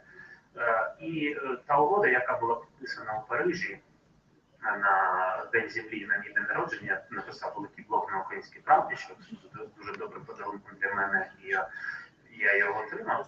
Це угода, яка дасть відповіді на дуже важливе запитання, а за які кошти ми будемо реформуватися. Тому що ми можемо бажати робити дуже багато класних речей, але як ми будемо враховувати наші національні інтереси? І я ж не просто хочу дати можливість іноземним інвесторам тут заробити. Це дуже добре. І я зі своїми колегами робимо все для того, щоб інвестиційний клімат став не таким токсичним, щоб люди приходили і заробляли. Але дуже хочеться щось з цього мати якийсь зиск, створити зелені робочі місця, адаптувати технології, зробити їх локалізацію, можливо, становитися регіональним лідером, тому що є країни радянського простору, там є певні ринки для машинобудування, там і в Азії, і в Африці, де ми можемо це також імпортувати, тобто переходити з індустріальної в постіндустріальну економіку послуг. Тобто дуже багато питань, як залучити науку для того, щоб це зробити, як залучити інвестиції, як залучити міжнародні організації, як ефективно залучити кошти за Паризькими угодами, коли в нас, на жаль, безкоштовні фактично кошти за гаряче повітря, які ми залучили, ми їх навіть не змогли використати, ми їх повернули. Це ганьба така, що ми просто кошти безкоштовні фактично, ми не змогли їх витратити, наприклад, на те, щоб трансформувати наш громадський транспорт у містах. Ми, попередній уряд, може? Чи ви? Чи ми? Яка різниця? Ми Україна. Тобто я не хочу роз'ясняти, я зараз політичні дебати. Я не дебати. не Янукович, так? Я не хочу влізати в політичні дебати, я хочу максимально там деполітизувати. Тобто ми зараз, як батьківщина, ми зараз в опозиції, ми допомагаємо, ми живемо в цій країні. І для мене запитання. Ми, як держава Україна, коли я приїжджаю у Німеччину чи Великобританію, вони не дивляться то, що як ми, як держава. Тобто ми не змогли це зробити, ми повернули ці кошти. Зараз ми будемо залучати ці кошти і якось, як ми їх використовуємо, яка інституційна спроможність держави робити цей energy transition, а energy transition, який пройшла Німеччина, це дуже складна річ. Там дуже багато речей, починаючи від ніш-менеджменту, закінчуючи просто, скажімо, behavioral economics, тобто зміна поведінки людей. Дуже багато речей, і я дякую організаторам за те, що зробили це, але мені здається, що я наговорив вже на 5 або 10 тем попереду. І я думаю, що Роман мене доповнить, я навіть сидячи з ним знаю, що він буде казати. Дуже дякую Олексію Рябчину за те, що він досить відверто і щиро з нами говорить. Так, це важлива річ, що не говорить лише гарними популістськими фразами. І приємно чути, пане Олексію, що ви теж хотіли би чути ще й громадську іншу наукову експертизу. Так? Пане Романе, не відволікайте пана спікера, я до нього зараз звертаюсь. Дякую. Дуже дякую, що ви готові слухати інших і не лише йти за тими лобістами, які пропонують і надалі фінансувати або старі продовження атомних блоків, або надалі фінансувати викопне паливо і перенести всі копанки вугільні в якісь інші регіони, тощо.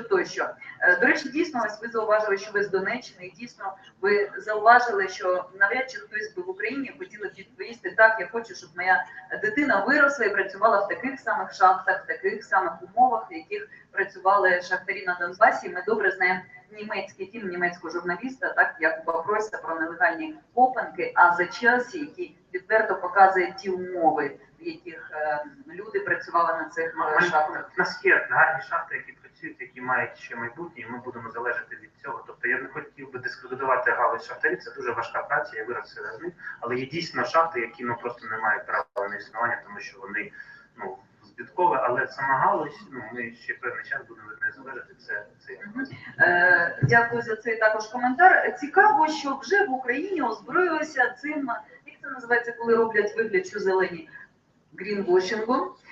І вже вугілля, ось пан Олексій зацитував, що вже є лобісти, які кажуть, ми будемо робити зелене вугілля. Послухайте, всі ці конференції ширяться Європою, і зелений сланцевий газ, знає пані Ребекка Хармс, зелена нафта, значить зелене вугілля тепер. І, напевно, можливо, модернізацію чи продовження просто терміну експлуатації старих атомних блоків теж можна назвати технологічною інновацією. Так? Важливо, як ми назвемо, ми будемо говорити про інновації. Таким чином, так?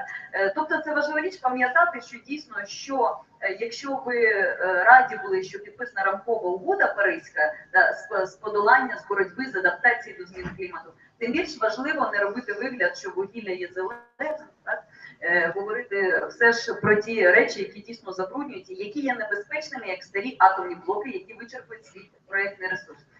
Це чудово, що ви говорите ще раз. Зацитую, ось ми вас спитали про концепцію енергостратегії, як ви, можливо, як політик молодого все ж покоління, бачите далі, який має бути цей енергодизайн України, да, про який Майклом Шнайдер згадував. Так отже, там наприкінці 2015 року Міненерговугілля опублікували цю нову концепцію енергостратегії України до 2035-го, і у ній закладено збереження долі атомної енергетики у загальній генерації, цитую, на рівні 50%, при цьому передбачається подовження терміну експлуатації діючих та навіть побудова нових енергоблоків. Про побудову під час дискусії ми поговоримо. Пригадуєте, пан Майклом Шнайдер сказав, ось зараз виходить так, ціни на атомну енергетику падають, виробництво дорожче.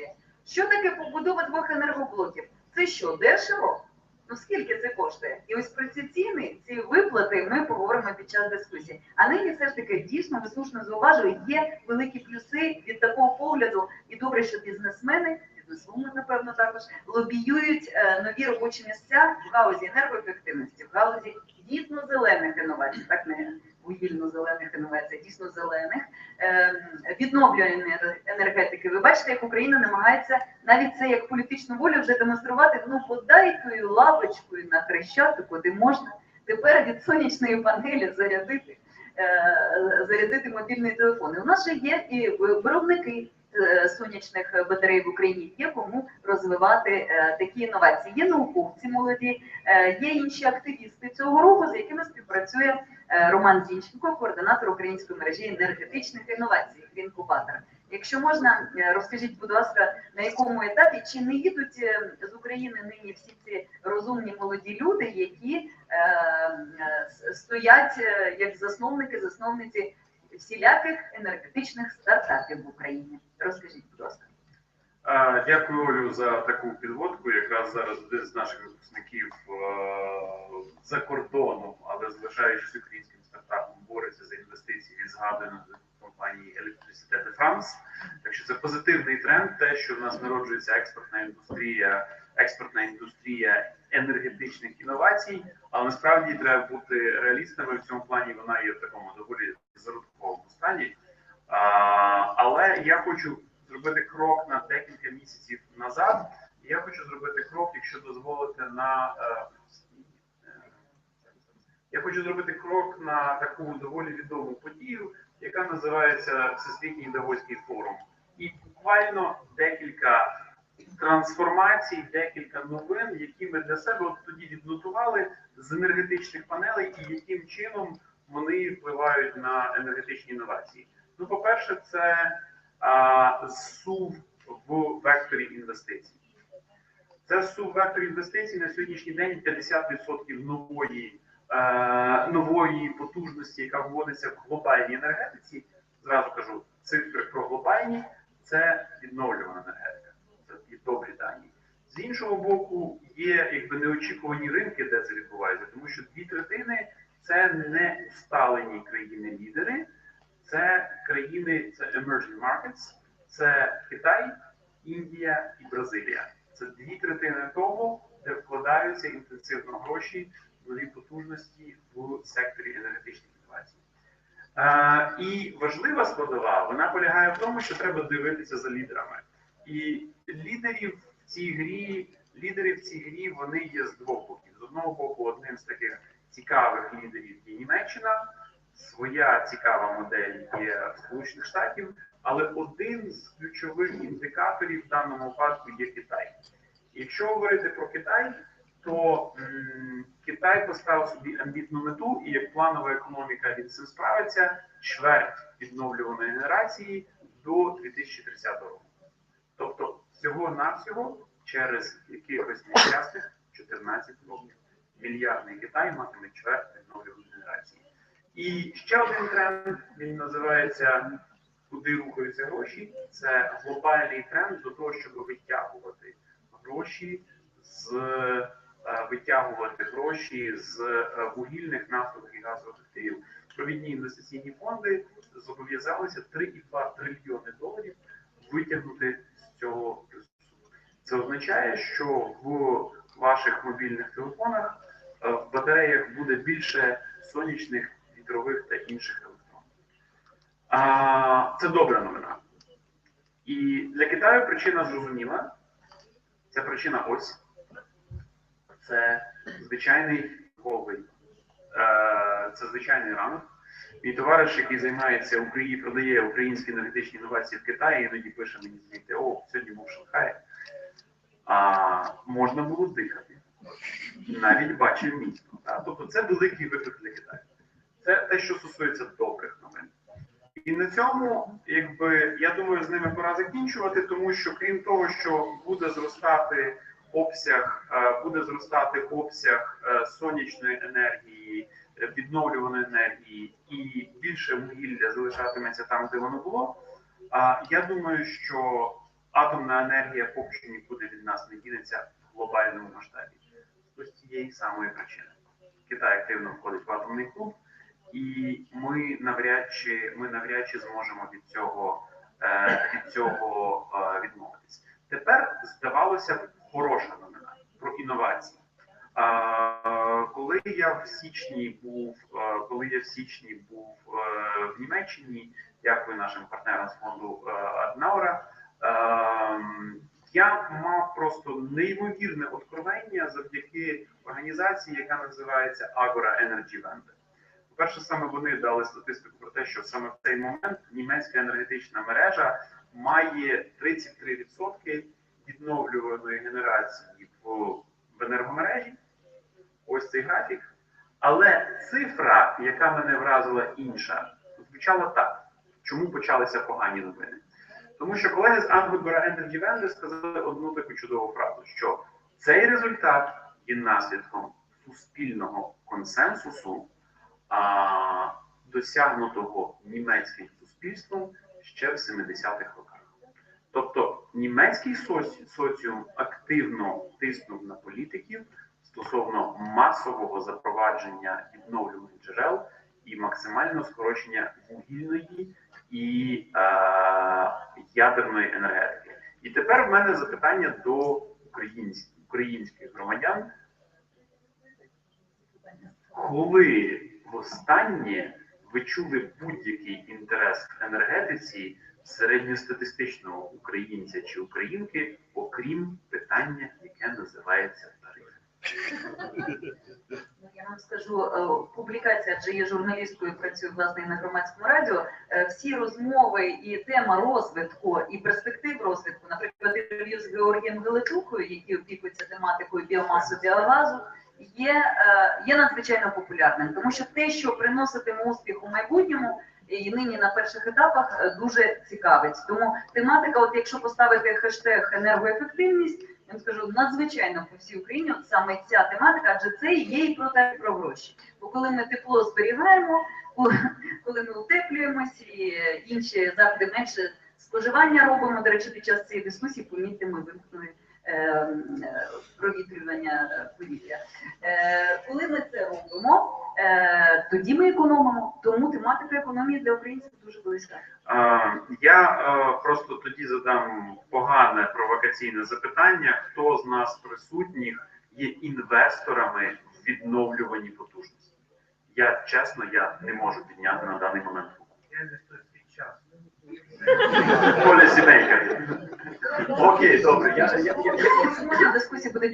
Я не буду торгувати цією валютою. І якщо ми говоримо про інновації, якщо ми говоримо про суттєвий сув, який потенційно може відбуватися в суспільствах в сторону оздоровлення енергетики, в сторону постатомної і поствугільної енергетики, то тут є три ключових складових. Це воля, це гроші і так, це інновації. Воля.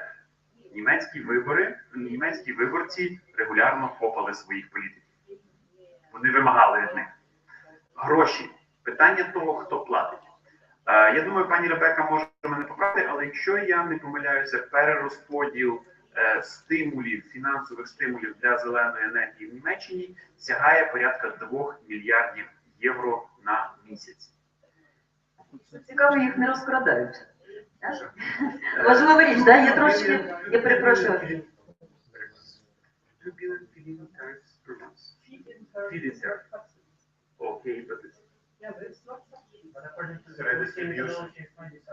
Якщо можна, ми повернемось до нашого формату розмови. І ключовий момент. Ключовий момент, він лежить в інноваціях. Ми живемо в країні енергетичних мереж десь зразка 60-х років.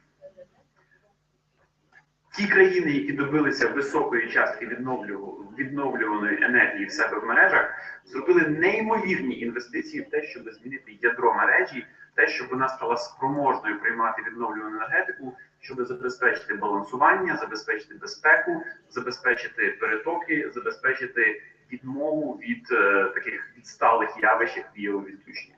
І нова модель енергетичної мережі зараз є одним з драйверів прогресу на європейському енергетичному ринку. Що в Україні? От мені цікаво все ж таки про тих людей, які вигадують новинки, в які можна інвестувати ось, власне, з Європи, ці розробки. Олю, я маю відверто сказати, Україна не є лідером в плані, Україна є лідером експортних інновацій, багато чому, тому що, наприклад, код для енергетичних систем Alstom і General Electric пишеться в Києві. Так само в Одесі пишеться код для видатної компанії з поведінкової економіки в енергетиці All-Power, а у Львові пишеться код Recycle Bank. Але питання полягає в тому, що наш внутрішній ринок енергетичних інновацій є доволі малим. І він доволі є малим через інфантилізм споживача з одного боку, а з іншого боку через засубсидійованість енергетики. І я не можу сказати, що ми надто швидко прийдемо до того етапу, коли ми зможемо сказати, нам не потрібна атомна енергетика. 55% заряду вашого мобільного мають атомне походження. Я думаю, що ми будемо довго залишатися з атомною енергетикою, тому що ми принципово не боремося за те, щоб платити за перехід на принципово новий рівень якості інфраструктури і якості мереж. Це коштує гроші, це коштує багато грошей, це коштує мільярди євро, які заплатити маємо саме ми, ті, хто сидить в цьому залі, з наших податків і з наших платіжок. Ніхто інший це зробити не може. Поки що в нас немає любові до модернізації. Тобто ми оцінили, що поїзди Інтерсіті і вакуумні туалети в них кращі за туалети в поїздах Київ-Маріуполь, але стосовно енергетичної інфраструктури ми чомусь так не вважаємо. Нам потрібен терміновий рух в сторону демократизації енергетичної мережі, тому що на сьогоднішній день інфантильний споживач – це є найкраще паливо і найкращий форм для енергетичних монополій. Звичайно, ми говоримо про енергетичні стартапи, звичайно, ми говоримо про те, скільки багато класного, кльового створюється в Україні, але в основному це створюється на експортні ринки. І для того, щоб ми зробили крок вперед в сфері енергетичних інновацій, нам потрібно включити 3 базових емоції. Перша емоція – це інтерес. Дуже багато людей, з якими доводиться спілкуватися, борються за енергетичний статус-кво. Вони вже перейшли до смартфонів з дискових телефонів, але вони вважають, що енергетика може керуватися так само, як вона керувалася в 70-х роках. Другий момент – це страх. Страх стосовно того, щоб втратити можливості, і страх стосовно того, щоб втратити бізнес, наприклад, в результаті глобального потепління чи зміни клімату. І третя емоція – це жадібність. Жадібність – це найкорисніша емоція для того, щоб в нас народжувались нові індустрії.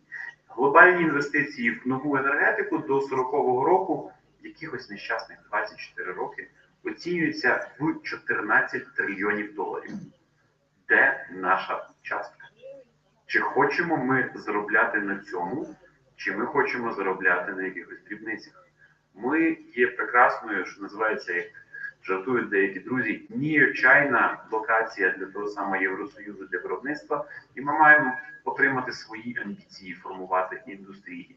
Від індустрії виведення з експлуатації атомних реакторів до індустрії інновацій в бізнес-моделях. І завершуючи, власне, хочу сказати, ми не можемо просто волею видавити з ринку ті компанії, які вже зробили свої інвестиції. Дуже багато компаній стають неактуальними просто тоді, коли з'являються бізнес-моделі, які є актуальнішими. І відповідно, так само як нам потрібен Uber в енергетиці, і нам потрібні ті компанії, які пропонують проривні бізнес-моделі. Одна з таких бізнес-моделей, до речі, є Impact Investing. І постатомний світ стане доступним не завдяки публічним акціям. Вибачте, колеги-екологи. Але постатомний світ стане можливим завдяки інноваційним, ефективним, прибутковим, зеленим бізнес-моделям. Це ключова складова, яка зробить його можливим. І винаходити бізнес-моделі – це ключова інновація, яка в цьому плані може бути. Дякую. Дякую. Це Роман Зінченко, координатор української мережі енергетичних інновацій Грінкубатора. І нарешті були всі спікери, мали можливість сказати своє перше слово. Я бачила, пані Ребекка Хармс демонструвала спершу, що має коментар. Тоді ваш коментар щодо того, що ми почули з вуст колег. І після того Майклом Шнайдер. І пізніше ми перейдемо до дискусії. Пані Ребекка, прошу. So I think the Ukrainian colleagues should comment on one observation, and I think it's also important to discuss this at this specific moment of 30th anniversary of Chernobyl. So by extension of the lifetime of your old reactors, you are getting ready not only to feed the energy demand by Ukrainian citizens, but mainly you are getting ready to export cheap electricity to European Union countries, because as far as I understand the situation, it's so going, the production is going far beyond the own needs in the country. And for me, it's a bit bizarre that Ukraine exports cheap nuclear electricity and imports risks. So those risks other nations are not ready to take and are phasing out. Those risks are imported to Ukraine.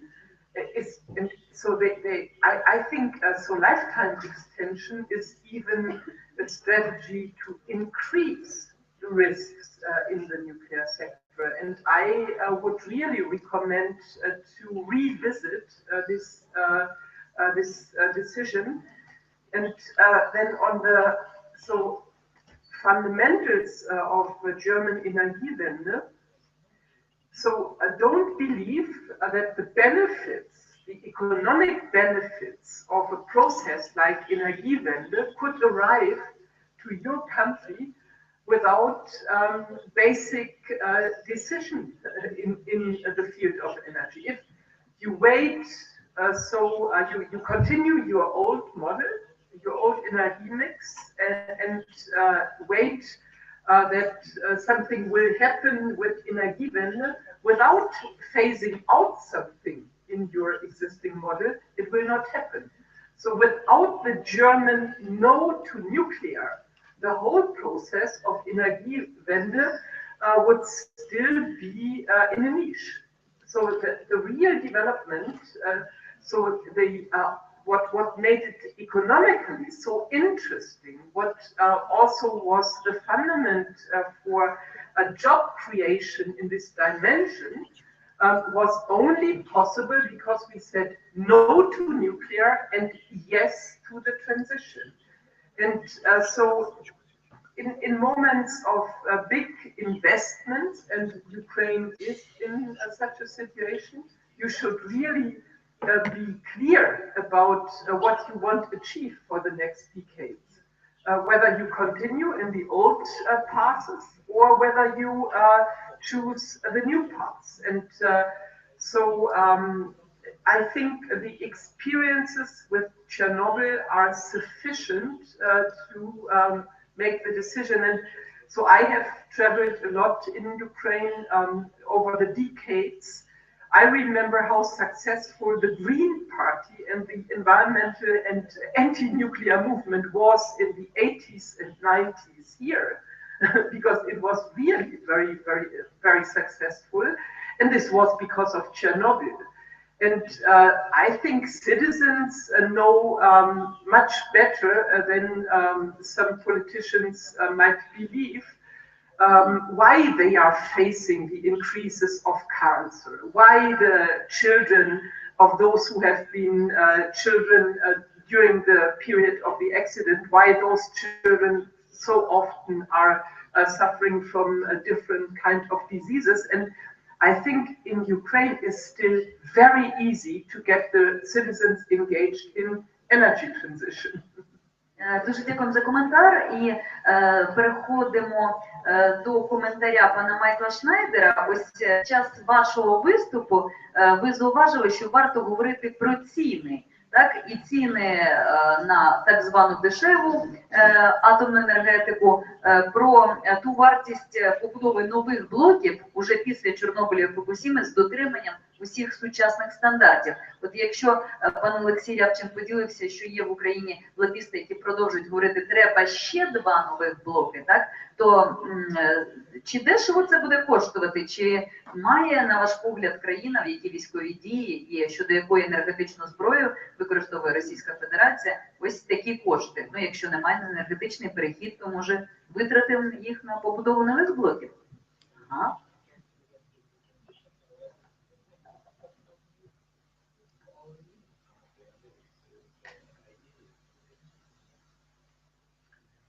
Oh, you raise like whole new, it's like you have like 2 hours response in your question.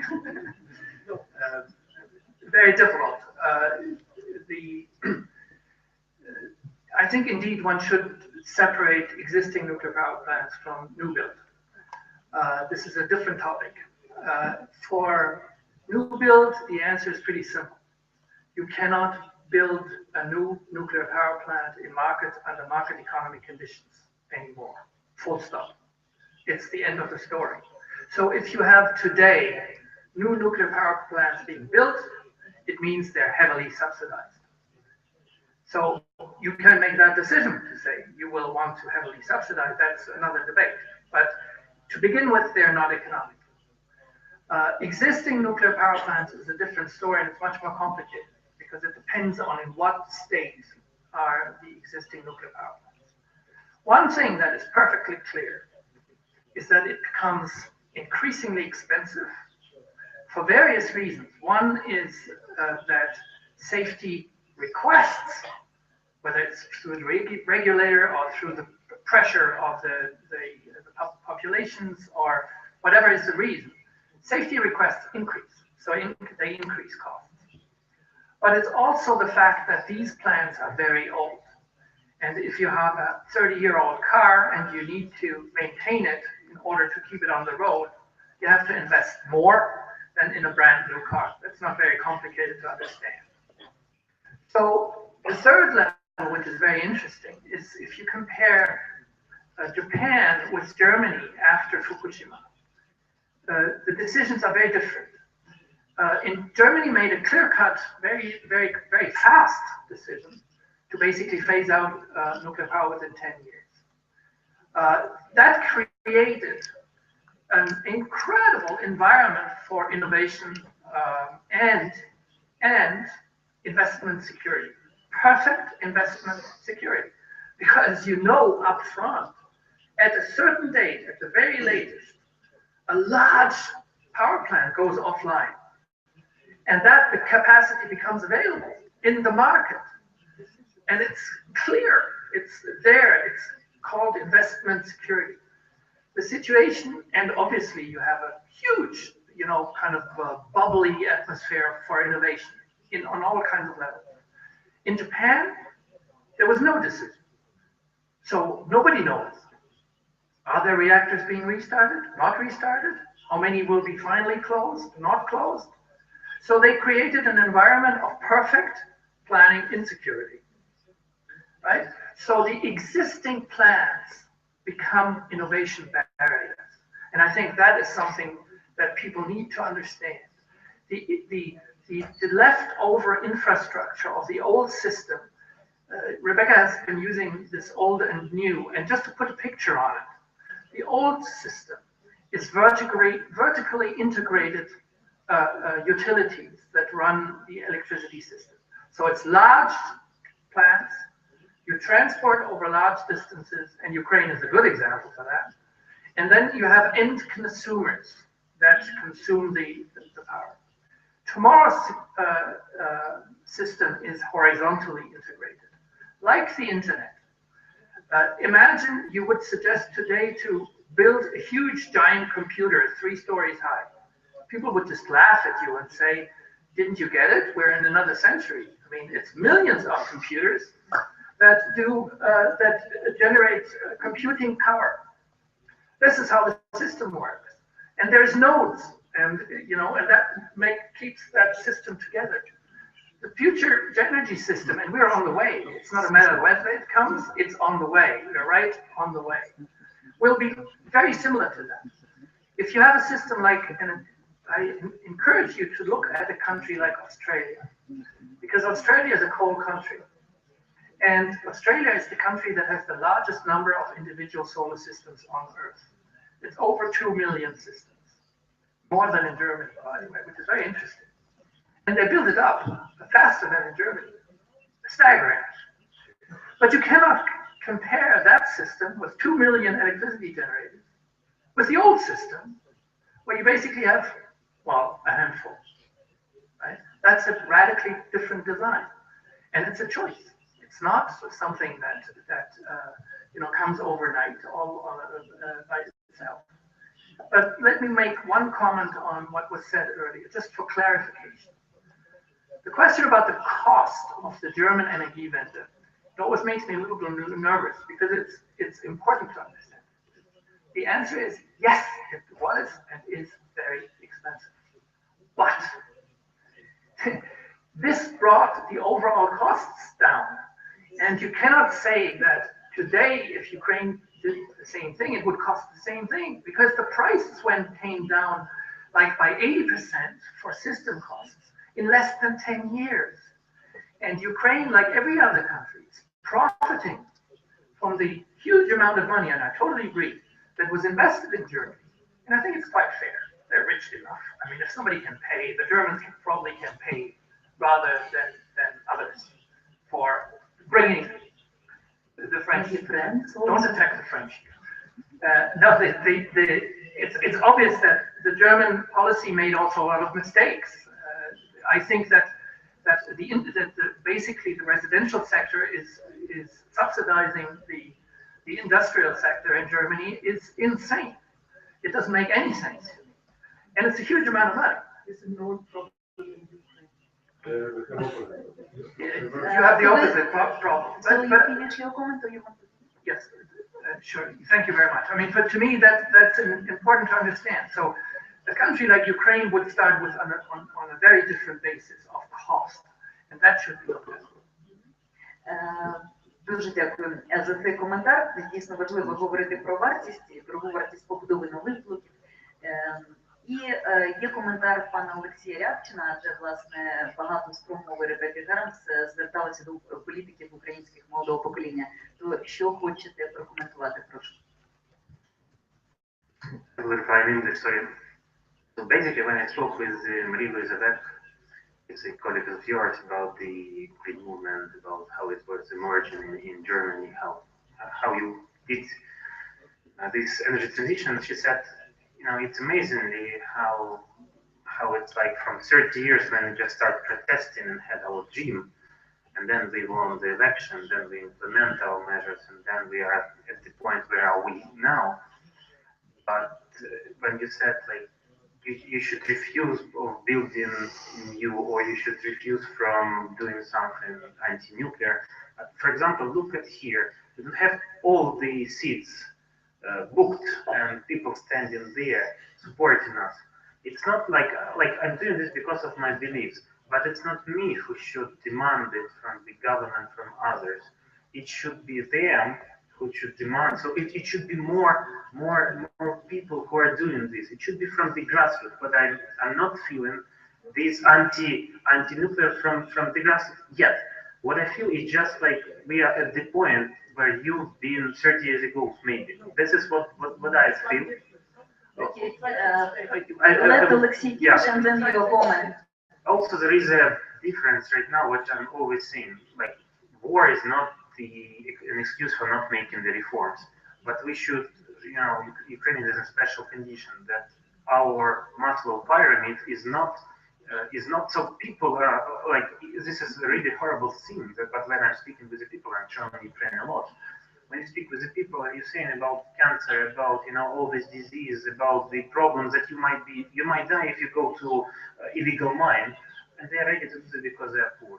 So their Maslow pyramid hierarchy, it's just as a survival, not as a more units. And what referring to what you said about the perfect security planning or not planning, now it reminds me of the discussion when I used to study in the United Kingdom, and I had my friends from Australia, and she said, you know, I booked a flight to Australia next year in 12 months. It's cheap, and I'm confident that I'm going to be flying to Australia exactly the same day. And I was saying, like, well, I consider myself a man who is able to plan in advance, really great, but like I'm not able, being, I don't know, a Ukrainian or living in a Ukrainian environment, to plan 1 year in advance. I don't know what will be tomorrow.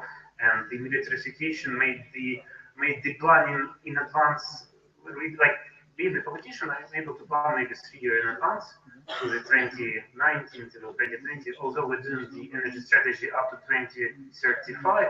But whether it will be implemented, it's just a framework that we're trying to do. So, as I said, war and the lack of political will and corruption and oligarch and all this environment. It's not an excuse for not making the reform, but it's make us a bit in a different condition, and to say about the perfect planning or not perfect planning, just a way to do the reform. Like it's really hard for me, although I'm really willing to do this. Дуже дякую, Олексій Рябчина. Дійсно, варто все ж зауважити, що Австралія не була в Радянському Союзі. Я бачила і слово Ребекки Хармс. Ребекка Хармс, пан Юрій хоче сказати. We are touching a point which is from my experience in Ukraine a very important point, because I think so what we have right now in Germany is not only part of the activities of grassroots movement. So Germany saw at a certain point of this battle on nuclear and on this question whether You have the battle on nuclear. We doesn't have the battle on nuclear. But you have the депутатом іншого I think парламенту. you have a battle on nuclear, but you are not talking about it enough. So and I understand the reasons. Yeah. No, but my first point is. In the 70s and beginning 80s, when in Germany this discussion on environmental issues and environment versus industry and economy, and also the nuclear discussion was heating more and more, this Green Party was founded, and it's until today not a huge party, but quite an influential party. And what I would like to underline is in the core of the program of this party from the very beginning was phasing out nuclear and phasing in for several reasons and for lots of benefits. Nuclear phasing out and energy transition. And so what I'm sometimes missing among the legislators and so politicians across the different blocs in Ukraine is that they have a clear-cut program on certain issues, and that there are parties really profiling themselves and working consistently for certain future targets. And so also the Green Party then later on had to make compromises and had to compromise with other parties, and also had to recognize that energy transition takes a bit more time than we expected. But so I think for Ukraine and for Ukrainian politicians, for Ukrainian political parties, it's really very important to profile programs which people can recognize and citizens can identify with. So the citizens will not take the decisions. You will take the decisions, but citizens take the decisions during the day they vote, and they should know for what kind of program they are voting. And this energy issue is a fundamental issue for the development of a society, and it should be covered very, very clear-cut in the political programs of a party. So the nuclear battle, what continues in Ukraine, is a very sad chapter, because what everybody knows is that the liquidators and then generations of people who worked afterwards in the exclusion zone to get Chernobyl under control, they achieved something. Yeah, they control now the plant, but they cannot control the fallout and the consequences of the fallout. And it's, I would say, for a nation like Ukraine, very, very difficult to deal with the fact that they cannot win it, and that they have only to cope with the consequences, and then they can do it better or worse. But I think it's really a very, very crucial experience which should be transformed in a better understanding of these incredible risks of nuclear technology. And I'm missing Ukrainian politicians to be more outspoken on this. And I know it's for pragmatic reasons, but I think you should not blame the citizens for not being outspoken on this. Пані Ребека, мені в страшному сні не насниться, що я буду таку відому політикиню переривати для того, щоб надати коментар іншим. Дуже дякую. Цікаво спостерігати дискусію поміж депутаткою Європарламенту і, власне, депутатом Верховної Ради України. І добре, що вона вже є, і навіть англійською мовою, що цікаво, правда? А тепер коментари тих, хто кажуть grassroots активіст, так? Виконавчий директор Національного екологічного центру України. А це не державна, це громадська організація, якщо хтось не знає. Я вже давно не грасуюсь, я навіть не знаю, як себе назвати, але ви знаєте, я от слухав всю цю суперечку, і от я люблю посилатись на якісь історичні штуки. І я згадав ще першу газову війну Росії з Україною, яка насправді відбувалась, мало хто пам'ятає, в 91-му, в 92-му році. Тобто з набуттям незалежності країни ми отримали першу газову блокаду з боку Російської Федерації. І в ті роки існував мораторій на будівництво нових блоків, яке якраз було досягнено завдяки тим масовим протестам, масовому зростанню активності громадян. Але нині люди не хочуть енергоефективності. Можна я закінчу? Але, на жаль, через якраз ту газову війну атомна галузь певною мірою вийшла переможцем цієї війни, як не дивно. І вийшла переможцем завдяки тому, що в нас були безплатні атомні реактори, які достались від Радянського Союзу. Те, що були певні запаси ядерного палива, яке лишилось після розпаду Радянського Союзу. І недалекоглядні політиці Заходу, оскільки по договору про ядерне роззброєння, на яке от зараз другий рік вже люблять всі посилатися, Україна отримала безкоштовне ядерне паливо для своїх атомних електростанцій. Домовленість була така, що вартість цього палива буде включена в тариф. Але, на жаль, ще тоді перше покоління популістів, які досі не вилізли з Грушевського, вони вирішили, що їм невигідно збільшувати тариф, що їм треба тримати тариф якомога нижче, і з цього почалися тарифні ігри, які досі не закінчилися.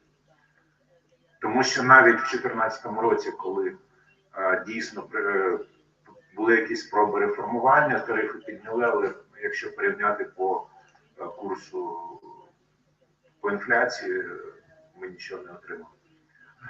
Менше з тим, до 2000 року Чорнобильська атомна станція працювала, генерувала електроенергію.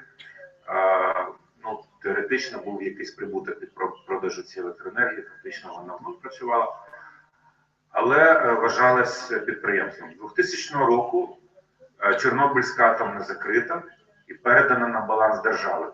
А тепер держава платить за зняття з експлуатації першого, другого і третього енергоблоку Чорнобильської АЕС. Держава платить за подолання наслідків Чорнобильської аварії. Нам не можуть всі кошти на подолання цих наслідків оплатити наші західні друзі. Ми маємо бути глибоко вдячні за те, що вони знайшли той мільярд на саркофаг. Можливо, вони знайдуть ще додаткові, може, півмільярда, може мільярд, але вони не можуть нас постійно утримувати на цих дотаціях. Держава має шукати ці гроші десь. Звідки вони беруться? Є така велика чорна дира під назвою державний бюджет. Цей державний бюджет наповнюється з наших кишень. Тому як казати, що ми не платимо цю реальну ціну, ми її таки платимо. Просто сьогодні, якщо обговорювали субсидії, я певен, що про атомну не згадували. Чи згадували сьогодні? Fossil fuel. Атомна теж викопна, тому що уран викопують з-під землі так само, як і вугілля.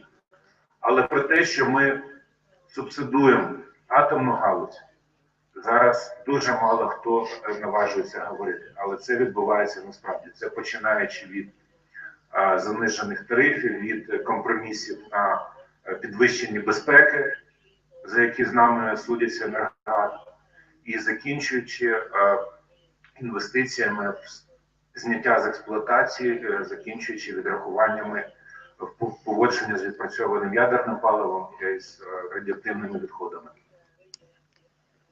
Це питання, воно не настільки політичне, як економічне. Якщо держава зрозуміє і порахує всі реальні витрати, які пов'язані і які зараз під різними соусами вже 24 роки ми відкладаємо на наступні покоління, то це питання перейде з політичної площини в економічну. Тобто вітрові зразу викинуть атомну галузь з ринку, а потім і сонячні. І будуть у нас в Україні такі ж графіки, як нам показують в світовому масштабі чи в Європейському Союзі.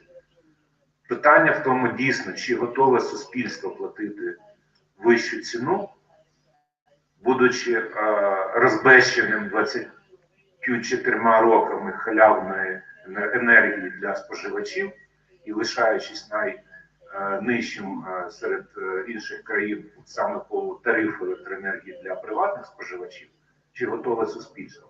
І чи готові політики піти на цей ризик, щоб завтра на виборах їм сказали: ні, чувак, мене подорожчала електроенергія, я тепер за те, щоб прийняти душ, плачу не 50 копійок, а гривні 25. Мене це не влаштовує, я хочу душ взагалі по 30 копійок нагріти від електрики. Так що ти мене не влаштовуєш, ти гуляй. Я проголосую за тих, які мені обіцяють дешеву електрику. І от у нас виходить, суспільство не готове, а верхи теж не дуже хочуть. І, в принципі, тут от я з Романом не згоден, бо я погодився з його тезою про плату. Я не згоден з публічністю акцій. І, ми бачимо свою роль в першу чергу, щоб донести ці питання до суспільства. Саме для цього ми проводимо ці заходи, а не для того, щоб вирішувати, чи безпечна атомна енергетика, чи небезпечна. З 86-го року доведено, атом мирним не буває. Все. Це питання знімається. І всі, навіть наші опоненти, коли ми з ними спілкуємось, вони кажуть: ну да, ми не можемо гарантувати повної безпеки. Але ж ви розумієте, у нас блок стоїть в балансі генерації в грудні, і нам його треба запустити.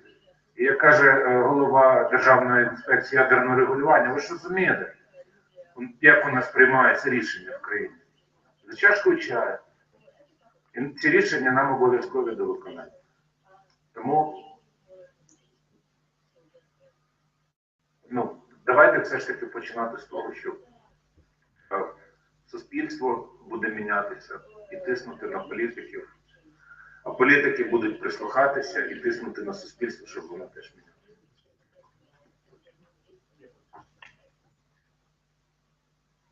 Дякую. У нас є такі варіанти. Ще коментарі спікерів, чи ми включимо людей з зали, серед яких я бачу Святослава Павлюка, який займається енергоефективністю, Наталію Барановську, яка на своєму житті знає, що таке, коли страждає здоров'я від Чорнобиля. Так? Люди, які опікуються цією тематикою, активісти Сергій Тодоринчик, екологіст, який виступає проти атомної енергетики, і інші. Або ми продовжимо коментарі, які тут звучать. У нас є дві опції. Як вчинимо, Романе? Добре? Дякую. Я, до речі, хочу зауважити, що ми тут, ось наша аудиторія, яка тут нині є в Києві, плюс ще є аудиторія тих, хто дивиться відеотрансляцію, і буде ще запис пізніше. А крім того, є ще аудиторія громадського радіо, де ось був в гостях на цю тематику і Олексій.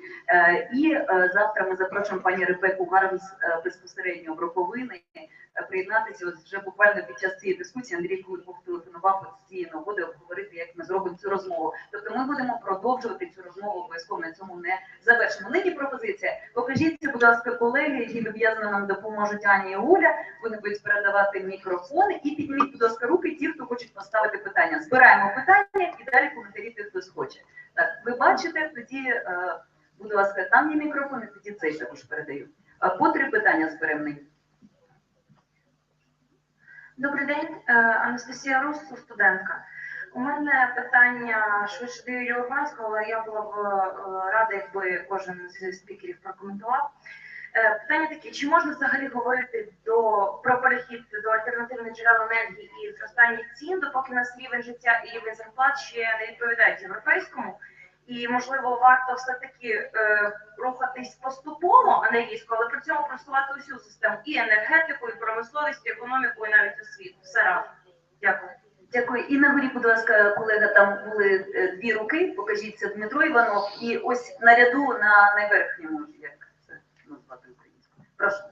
Доброго дня, у мене таке запитання. Тобто ми кажемо про зелену енергетику, у мене питання частка. Тобто, як реалістично ви думаєте? Ми знаємо, що ми не відійдемо від атомної енергетики ще дуже довго. Тобто, це треба розуміти, і вона стабілізує енергетику зараз взагалі.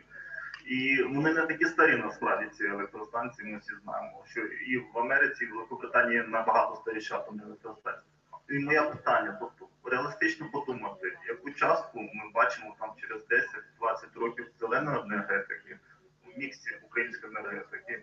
І питання ще до того, для цього. Тобто ми кажемо, що треба мережі старі, там, вся адміністративна сторона. Тобто у нас немає анбандлінга, як я вже пошла Європа. Тобто ми повинні казати, що треба також створювати інфраструктуру.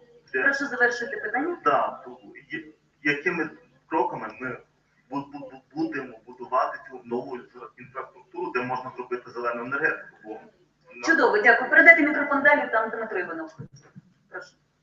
Доброго дня, Дмитро Іванов. Я на даному випадку не як журналіст, а як член Національного екологічного центру. Я представляю невеличкий підрозділ, називається НЕЦО Бучак. Я буквально звідси, Бучак – це невеличке село на Дніпрі. І я розкажу просто, це коротка інформація, що означає, про що я кажу, і на тому прикладі буде моє запитання. НЕЦО Бучак створено в невеличкому селі, де протягом 25 років намагаються збудувати великий енергетичний об'єкт – Канівську гідроакумулюючу станцію. Ну, я думаю, тут всі люди фахові, не треба пояснювати, що таке гідроакумулююча станція. Будівництво цієї станції разом з трьома іншими – Дністровською і Ташлицькою – було заплановано, підкреслюю, 27-м з'їздом КПРС у 89-му році.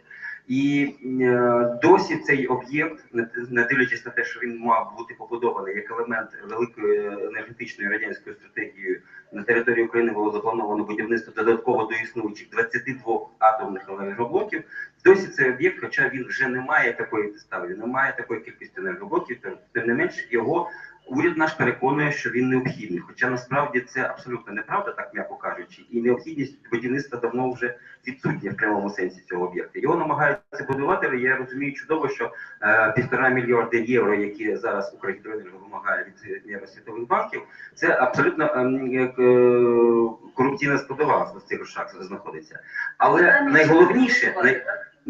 Питання, чи будемо будувати? Ні, я не про це, я про інше. А найголовніша проблема є в тому, що місцеве населення, яке є там, Канівської району, Черкаської області, переконано, воно живе в тому, я дякую пану Юрію, який сказав, що наше населення не готове, катастрофічно не готове. Людям не можна пояснити, вони не розуміють, вони живуть у індустріальному світі, вони живуть ще мислячи ідеями будівництва таких от великих енергетичних об'єктів. У них Дніпрогес досі в голові як великий плюс.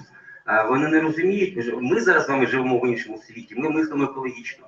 Їх треба перевчати, тобто навіть переплигуючи навіть через один стан, та, з феодального у вже посткапіталістичний фактично переходити. Нам негайно зараз потрібні освітні програми на національному рівні, які переконують людей, тому що вони мають мислити екологічно, що вони мають в тому числі розуміти, що вже давно закінчився час великих індустріальних будов. Треба мислити категорії. Я хочу запитати представників зарубіжних тут. Чи готові ви нам допомогти в сенсі організації отаких величезних освітніх проєктів, розрахованих на країну? Якщо ми зараз на простому рівні народів, звичайних людей, не переконаємо в тому, що нам потрібне екологічне і сучасне енергетичне мислення, ми не побудуємо сучасну зелену Україну без атомної енергетики. Дякую, чудово. Ми зібрали нині 3 питання. Я бачу руку пана Сергія, пані Наталі хотіла. Це буде наступний раунд. Нині відповіді на те, що ви почули. Прошу, хто хоче. Ну, якщо було моє перше питання, то я першим почну. Кажи свій телефон. Анастасія. Ну, добре, я не буду вас від цього вимагати. Справа в тому, що ціна телефонів в Україні не сильно відрізняється від ціни телефонів в Німеччині, у Франції чи в Сполучених Штатах, так? Да? І на неї не впливає рівень життя. Тобто для мене не зрозуміло, чому ціна на інші речі має залежати від рівня життя в країні, особливо на ті речі, від яких залежить, ну, скоріше, ваше майбутнє, ніж моє, тому що я вже трошки пожив своє. Да? Тобто безпека вашого майбутнього. Прийшовати телефон. Вони мають пенсія 830 гривень, при тому, що прожитковий рівень в Добре. Україні. Я ще раз повторю тезу. Я не розумію, чому рівень добробуту в Україні повинен впливати на вартість здоров'я вашого покоління і майбутнього покоління. Тому що зараз, не інвестуючи повноцінно в вартість електроенергії, ми закладаємо бомбу тривалої дії під наступні покоління. Це перша теза. Друга теза – це те, що, ну, насправді є така страшна штука, як економіка, її вчать в спеціальних закладах, куди не всіх пускають, мене туди не взяли, я вчився в іншому. От. Так ця економіка вчить, що насправді в економічній моделі це взаємопов'язано. Тобто, якщо, ну, те, що в нас низька ціна на енергоресурси, це не означає, що якщо її підвищити, що в нас залишиться цей же от рівень добробуту, тому що, ну, в економіці все взаємопов'язано. Ви збільшуєте вартість, з нею збільшуються податки. Енергетам, до речі, зараз, ну, він був взагалі в топ-3 платників, зараз, здається, в топ-10 платників податків. Да? Тобто від цього, от, зараз від цих оборотів, навіть від оборотів цих, збільшується відрахування, збільшуються податки, які йдуть в державний бюджет, збільшуються витрати на виплати, на зарплати тих же бюджетних вчителів, лікарів і всього іншого. Тобто це просто примарне уявлення, що ми маємо стримувати ці речі на низькому рівні. Якщо ми їх відпустимо, ну, просто інші країни через це пройшли раніше. В Польщі була шокова терапія, вони за декілька років з цим справились і все, і нормально живуть. Ми відтягнули, ми ще більше загострюємо. З кожним роком ми загострюємо цю от проблему добробуту населення через ці речі також. Дякую, Юрію, за щирий коментар на питання Анастасії. У нас ще звучали інші. Спершу пані Ребекка коментує, потім Майклом Шнайдер показав свою руку, Роман Зінченко і Сергій Сумлений. А далі ці питання, які ми озвучили. Пані Ребекка, прошу. I bet with everybody in this room that Ukraine will not see a new build in nuclear sector starting over the next 20 years. Because you will not have the money to do it, or you will get it from Russia, I dare to exclude this over a certain period at least. So there is a huge need to decide on how you transform your energy sector. And as far as I can judge it, the energy industry, so on all levels in all the different fields, is so state-controlled and oligarch-controlled. And so to change this, by going for whatever kind of transformation, but it needs a plan. So to change this situation by organizing new fields of true competition, and by giving space to create new enterprises, new companies, all sorts of activities, I think this will impact the situation of people working and making money in the field of energy much more positive than continuing with the old model. I'm sure, I'm 100% sure about this. but the question is whether Ukrainians dare to challenge the oligarchs and the existing model in this sector, but that you can so have a better income situation based on not changing the old model is really nonsense. Дякую, пан Майклом Шнайдер. Прошу, вам слово для коментаря. Yeah, thank you. I'd like to give a few elements of reply to the first two questions. France, the country where I live, the country where it has the highest ratio of nuclear power in its electricity mix, has a huge problem of energy poverty. One household in 5 is officially classified as energy poor. The government has 2 years ago created an observatory, a national observatory on energy poverty. This is France, right? This is nuclear France. What does it mean, energy poverty? It means that the original definition comes from Great Britain. They have been studying this for many years. It was basically defined as the needs, the income needs are not covered to heat the home in the winter. So the expenses are more than 10% of the household income has to be spent to heat the homes. That was the basic definition. The French definition is a bit larger when it comes to, inside the homes, the energy needed and the services that you get from it. How is that possible? You can see the French nuclear industry and government representatives traveling the planet to say we have one of the cheapest electricity tariffs in Europe. And you're going to be surprised it's actually true. But the chief tariff doesn't say anything about how big the people's bills are.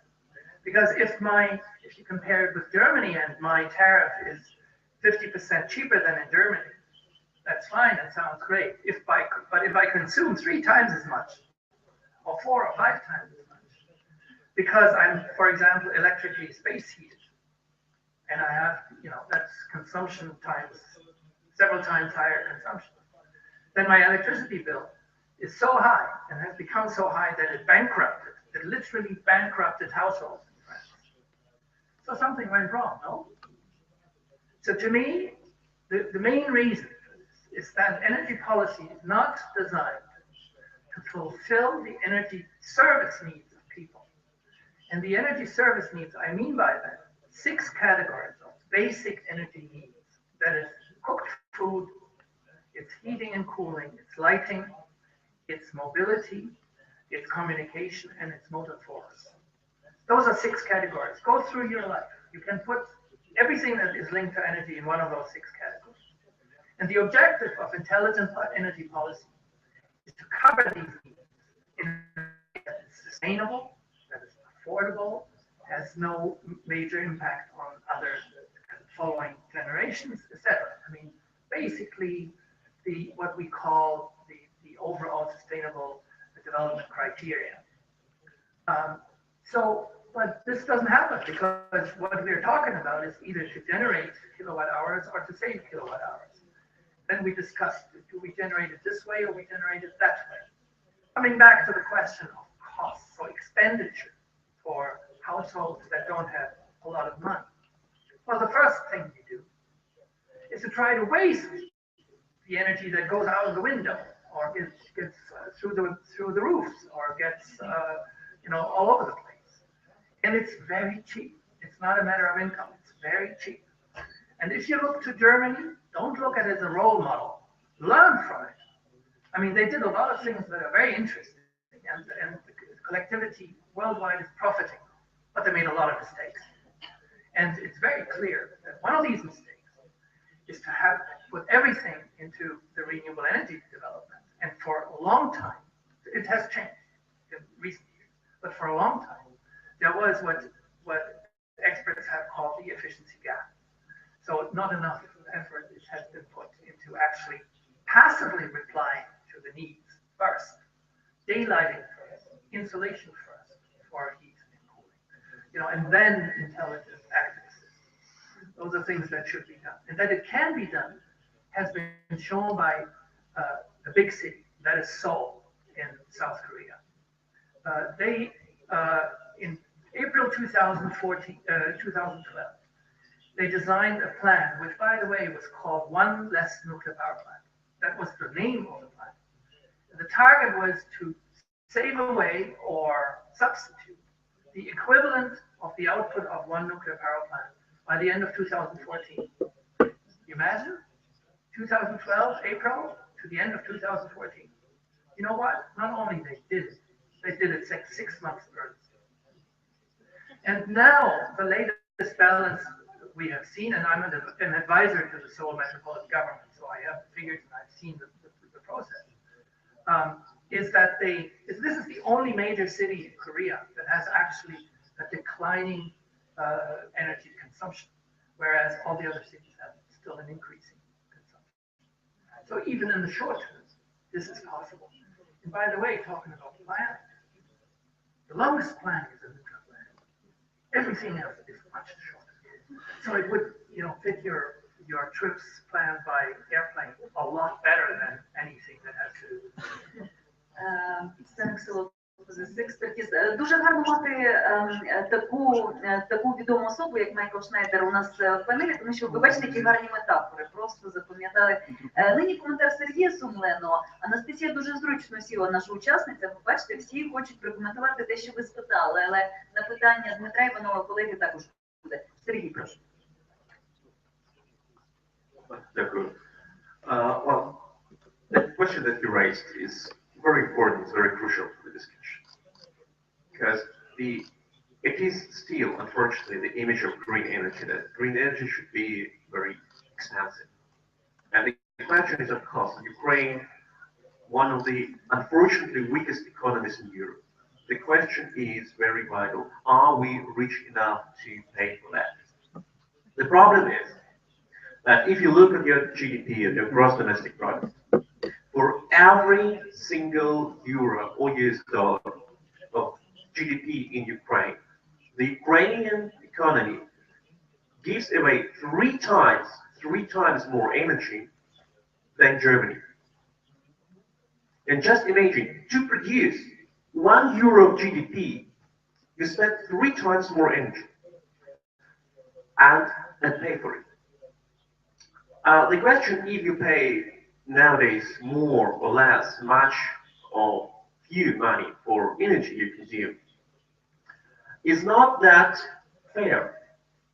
Because, of course, when you get your bill monthly, you could see, well, I don't pay that much. But as Mr. Schneider told already, first of all, maybe your house is not isolated good enough, so you could pay much more less than you pay now. And even if you pay not that much money because of very cheap tariff, you pay it on other ways. You have a very cheap tariff, not because the energy is cheap, but because you pay it through some other ways. You pay it with your taxes, you pay it with subsidies. And the government, the amount of resources the economy has is limited. And the government, and that means the people you hired to do their job, can decide, do they spend their money in, let me say, in modernizing the economy, or do they spend their money in subsidizing the all inefficient ways to produce energy? And if they subsidize, you don't see that subsidies, you don't see that money, but they give your money to the coal plants and to the nuclear plants, so they could pretend you get your energy for cheap, but you don't. That is the problem. And nowadays, and that is the good news, nowadays, the price of solar energy, of kilowatt hour of solar energy or wind energy is less than kilowatt hour of coal energy. And that is the crucial, because as Mr. Schneider already told, in Germany, people paid billions of euros within the last 20 years to develop this sector, to develop new technologies. They have already paid that money. The inventions that have been done, the inventions are here. We know now how to produce smart grids, how to produce very efficient generators, how to do it, and there are companies who do it. And nowadays, 20 years ago, the new renewable energy were not a good way for Ukraine. But nowadays, they are cheaper and more efficient than traditional energy. And it is the decision that the government should take, and you should have pressure on the government to tell them, you have money, you don't need to give them in form of subsidizing the old energy, but you should invest this money in modernization. That's about it. Thank you. Дуже дякую за коментар. Нині Роман Зінченко і потім Олексій Рябчин. Роман раніше продемонстрував своє бажання. Я хочу спробувати підняти тему вашого запитання. Таке зорієнтоване на статус-кво, реалістичне. Я вас прекрасно розумію. Так само, як я прекрасно розумів, наприклад, телекомщиків, які на початку 90-х казали, цифра, яка цифра? Нам не потрібна цифра, аналогові АТС завжди будуть рулити. І так само в якийсь момент вони просто пропустили ту мить, коли звичайні проводові телефони стали неактуальними. І тут питання полягає в тому, чим ми зайняті. Чи ми зайняті консервацією статус-кво, чи ми зайняті тим, щоб кидати виклик і виходити в наступний рівень. Так? І це якраз є той вимір інновацій. Я зайду з іншого сектора, я зайду не з енергетичного сектора, а з банківського сектора. Чи ви цікавились, які країни світу є найпросунутішими в плані мобільного банкінгу? Африка, ви це знаєте. Чому? Вони просто проскочили певний етап. Так? І в ряді моментів, наприклад, інтернет в Україні точно швидший і дешевший, ніж в Німеччині. За рахунок чого ми переважно проскочили DSL-момент. І ми за 2 євро маємо кращий інтернет, який німці мають за 30-40. Нам важливо перескакувати на деякі етапи, уникаючи інвестицій в застарілі технології. І зважаючи на те падіння цін на відновлювану енергетику, на системи балансування, які в відновлюваній енергетиці, ми потенційно можемо зробити цей стрибок, якщо ми видряпаємося з цього радянського патерналізму і консервації, і казання того, та буде все так, як воно було. Це дуже великий виклик. Орієнтир на модернізацію в країні. Як це зробити? Як зробити любов до модернізації в Україні? Для мене поки що велике завдання. І стосовно вашого запитання, я прокоментую буквально дуже швидко. Ви отримуєте стипендію, я плачу податки.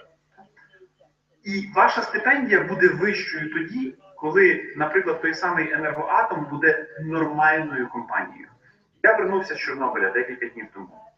Зараз з моїх податків гроші йдуть не на вашу стипендію, а на те, щоб виводити з експлуатації справні, функціональні, не пошкоджені аварією перший, другий і третій блоки господарюючого суб'єкта, які якимось чином перейшли на фінансування з наших податків, тобто іноді це називають державним бюджетом.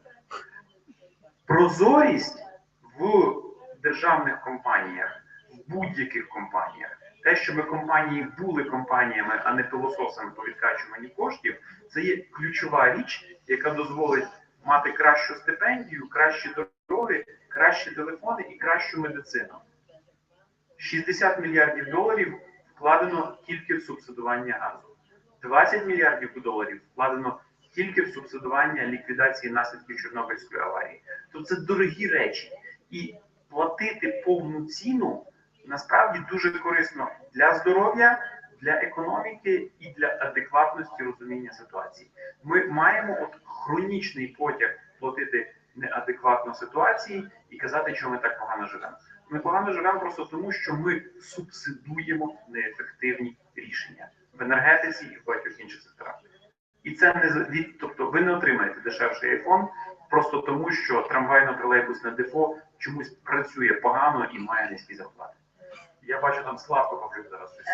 Дуже дякую, Романе Зінченко. Цікаво, що ваша думка збігається з коментарем експерта з Франції, який говорив, що навіщо будувати старі триповерхові комп'ютери. Так, це приблизно те саме. Нині коментар Олексій Рябчин, депутат Верховної Ради. Пізніше, я думаю, що це вже будуть не питання, а репліки, бо ми завершимо. Репліка від Наталії Барановської, історикині, яка постраждала також унаслідок ЧАЕС, і Сергія Федоринчика як активіста. Олексій. Так, я спробую дуже швидко грати регламент. Верховна Рада це звучить дуже гарно. Перше питання. Мені подобалось ваше міждисциплінарне таке мислення. Це бракує зараз в Україні, але от така міждисциплінарність, коли ти думаєш різними галузями, вона дійсно це розуміння вже наступного покоління, тому 5 балів. Питання до розвитку відновлюваної енергетики до 2020 року в нас є вимога енергетичного співтовариства, до якого ми вступили, розвити її до 11%. Зараз у нас 6, якщо ми відмінусуємо гідро, у нас 1. І нам залишилось там 4 роки для того, щоб на 5% підняти. Я зроблю все для того, щоб ми це зробили. Чи є в мене віра в цьому зробимо? Ви знаєте, що я входжу в міжфракційне об'єднання єврооптимісти, тобто я повинен бути оптимістом, але тут я не знаю. Але, наприклад, я співавтор дуже багатьох законів стосовно відновлюваної енергії. Наприклад, був законопроект 2010Д, де ми просто неринковими взагалі методами понизили корупційний олігархічний тариф на сонце, тобто, щоб якось там равномірно було розподілено. Зараз у нас з'явилися китайські якісь там інвестори, які претендують на цей олігархічний бізнес. Тобто, там детективні такі історії, тобто ми боремося, але, на жаль, зараз у нас інвестиції в відновлювану енергетику з відомих причин впали, але як улюблена фраза нашого спікера була, потенціал є. Ось, і питання щодо освітніх програм, вони дійсно нагальні. У нас не вистачає освітніх програм взагалі спілкування, комунікації про вимоги енергоефективності, тому що це треба йти знизу. Тобто людей повинно вчити, для чого ми робимо. Тому що ти можеш якомога підвищити тариф, але якщо в тебе нема екологічної якоїсь свідомості, то всі державні службовці, які не платять за використання цього електричества, вони будуть його використовувати. Дуже велике питання, але тут ще повинен бути сигнал від влади, щоб не один я ходив і казав про декарбонізацію, декаплінг. До речі, в мене навіть кампанія була, коли я спілкувався, у нас є дуже молоді професійні реформатори, і уряд, і адміністрація, депутати, ми збиралися, коли ми драфтили якісь там наше бачення. Я кажу, давайте занесемо в наше бачення декарбонізація енергетики та декаплінг економічного зростання. На мене подивились, дійсно прогресивні люди, які ви кожен раз бачите, вони кажуть, а при чому тут Корбан та Каплін? Мені знадобилось декілька трошки часу для того, щоб просто ввести ці речі. Я підійшов до цього бідолаги Капліна і сказав, а ти знаєш, що таке декаплінг? Він мені щось погане. У мене є фотографія, де декаплінг, як великими буквами зробив. Тобто я намагаюся популяризувати ці термінології для того, щоб мені я один казав, а прем'єр-міністр, президент, те, що казала пані Ребекка, воно зверху йде, туди люди сприймають, але і знизу також це треба. Я не відчуваю такої вимоги, від вас. А коли буде відчуватися ця вимога, тоді і політики. Тобто ми кажемо про одні ті ж самі речі, або bottom-up approach, або from the grassroots. Тобто те ж саме, але... Так, дійсно, будемо штовхати всі разом, лупайте цю скалу. Цікаво, що... Я дуже перепрошую стосовно енергетичної бідності. У Франції 1 out of 5, in Ukraine on the energy subsidies, this year or the next year, 60% of the household will be eligible to the subsidies. So 60% people are energy poverty. Whether we drafted these tariffs, але, будь ласка, залиштеся чути всі ті репліки, які ми запланували, якщо ми ще надали вам можливість сказати. Дивіться, ви сказали про декарбонізацію, про яку в українському уряді не знають або українські політики. А цікаво, що саме Німеччина профінансувала розробку стратегії в Українському агентстві Держенергоефективності з декарбонізації української енергетики. І на це були виділені кошти, і успішно проведені багато круглих столів, і написані багато електронних листів. Тобто, напевно, термін декарбонізація зустрічався. Нині репліка пані Наталії Барановської, так і пізніше Сергій Я дуже Федорович. дякую. Я дуже рада, що в президії в нас сидять молодий представник політики і молодий представник бізнесу. І я хочу вам трохи оптимізму додати. Розумієте, в суспільстві, як і в кожної людини, є буденні проблеми, є тактика вирішення цих буденних проблем, і є стратегія, це ті крила, це та мрія, до якої та родина, людина, суспільство йде. І розумієте, от стратегія енергетичного розвитку України.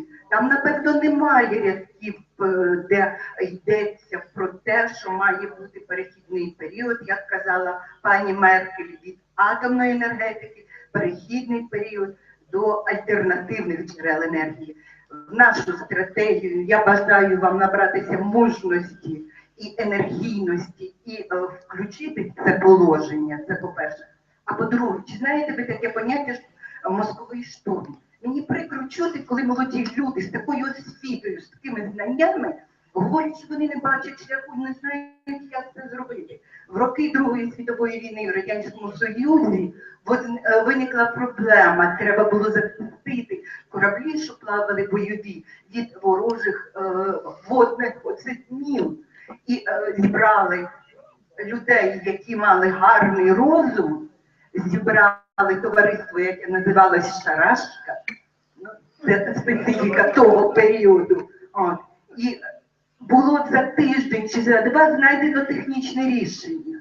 У нас в Україні така талановита молодь, по всіх світах вона їздить і працює.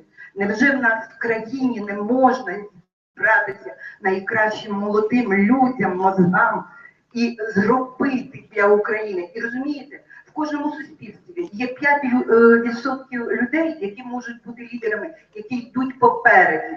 5% це абсолютне дно. А середина це те болото, яке треба тягти за собою. Не чекати, що народ вас зрозуміє, вчіть, працюйте, тягніть, ведіть за вуха тягніть. Але, будь ласка, треба вивести Україну з цього стану. Залежності від цієї атомної енергетики, нерозуміння наслідків цього, а те атомне лобі, яке, вибачте, може я дуже різко скажу, це вороги народу свого.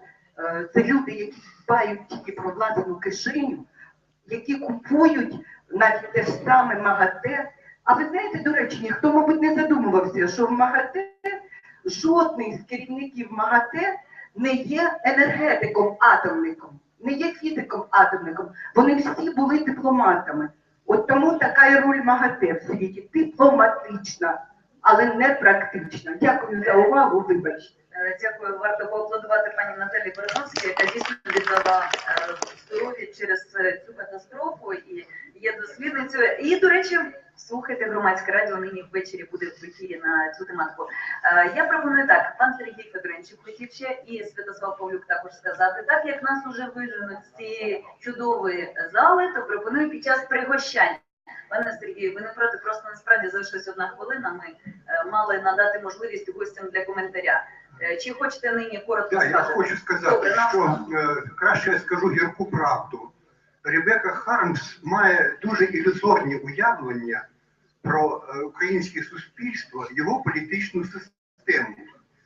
У нас приймають це рішення, як сказав Урбанський, за чашкою чаю. Але треба говорити, в яких же кабінетах наливають цей чай. Реальна влада в Україні контролюється олігархатом. 300 родин є власниками 90% недержавних активів. Через те парламент значною мірою декоративне явище. І через те майбутнє ядерної і всякої іншої енергетики найбільше залежить від того, як до цього перпендикулярні чи паралельні інтереси Ахметова, Пінчука, Коломойського і Порошенка, теж як олігарх. Ми маємо чи щастя, чи нещастя, що наш президент олігарх, У нас іде безкінечна боротьба з корупцією, вона абсолютно ніякого сенсу не має. Тому що у корупції є дві причини. Тіньова економіка і показники енергоефективності України зовсім інші, коли врахувати тіньову економіку. І друге, низькі зарплати державних службовців. Як тільки тіньова економіка піде на бюджет, то будуть нормальні зарплати і корупція щезне. А так можна боротися до кінця. Найбільшу шкоду, яку, намагаючись зробити нам добро, роблять Захід, це перенесення термінології, понять, які абсолютно виправдані історично там, логічні, правильні, поняття громадянського суспільства, поняття середнього класу, багатопартійності і інше. І це вводиться в Україні. І тут нема громадянського суспільства, ні. Створюються грантові програми і виникають артефакт громадянського суспільства, коли по-нашому це називається грантажери. Зовсім небагато громадських організацій зараз, і я хочу віддати належне Національному екоцентру, які спромоглися, не відмовляючись від допомоги фінансової, водночас діяти в інтересах суспільства, а не обслуга грантодавців. Більшості так званого громадянського суспільства працюють на донорів, а не суспільства. Вони роблять багато корисних речей. Але наша ситуація зараз в тому, що навіть Майдан був значною мірою керований олігархатом. Олігархат добився того, що прогнав Януковича. Але ілюзії, які мали майданісти, зараз терплять крах. Без політичного представництва в Верховній Раді неможливо зробити ніяких серйозних речей, в тому числі і з енергетики. А більшість людей, які в Верховній Раді, або випадкові, або чужі, ворожі українському суспільству. Дякую. Дякую, Сергію. Дякуємо всім за участь. Я, будь ласка, хочу назвати імена тих, хто активно брав участь. Якщо є ще бажання, вже випливає рівно в цю хвилину. Наш час профінансований, власне, за підтримки фонду Подія. Так, я, власне, зараз кожному панелісту, будь ласка, останній речі. So, I don't know whether I'm an optimist. So in Europe, in Brussels, many of my colleagues find me too pessimist often. But on Ukraine, I never said it would be an easy process to change the country. But it's a process on the way, and there are many people participating in it. And I think there's no reason to say it will fail. So maybe there is a reason to say this time we fail better and afterwards we continue. I know no country in Europe without corruption. Ukraine has a specific problem with corruption. Panama leaks showed to the whole world so that the oligarch system is not a typical Ukrainian problem. Yeah? But what makes the difference right now for Ukrainian perspective is that there is a generation on the move to change the country. And on this new generation and their good ideas, I'm still an optimist. Дуже дякую за це, пані Ребекка Хармс. Майклом Шнайдер, прошу ваше слово на останок дискусії на завершення.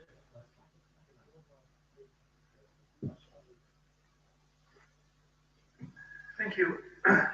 It's difficult to round up a couple of hours of discussions like that, but to me, it was very important to be here 30 years after Chernobyl began, and I'm grateful for the invitation. And I think that what is very interesting to see internationally, and I do work in many countries, is that what we are seeing now is a rupture. We see an evolution that is not reform-driven. It's revolutionary because it's a change of an entire systems. And what is amazing is that part of this is actually technology-driven. It's like the possibilities that are provided through the web, through mobile phones that change society. In the energy sector, we see through the drop in costs, a completely new vision of what the future can look like.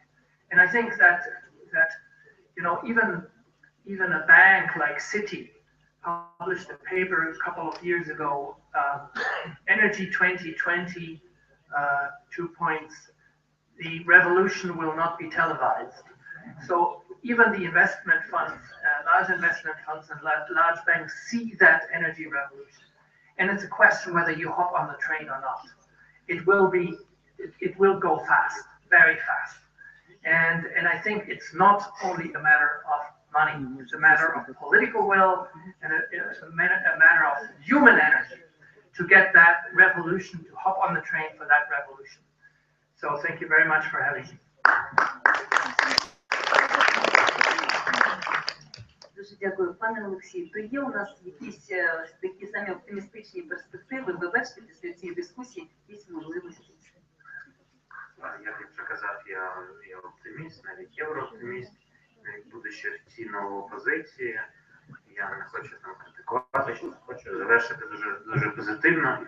Я знаходжусь в парламенті, я тільки рік там з гаком тут. Я можу сказати, що ще рік тому я мог би сидіти тут поруч з вами, але так сталася моя доля.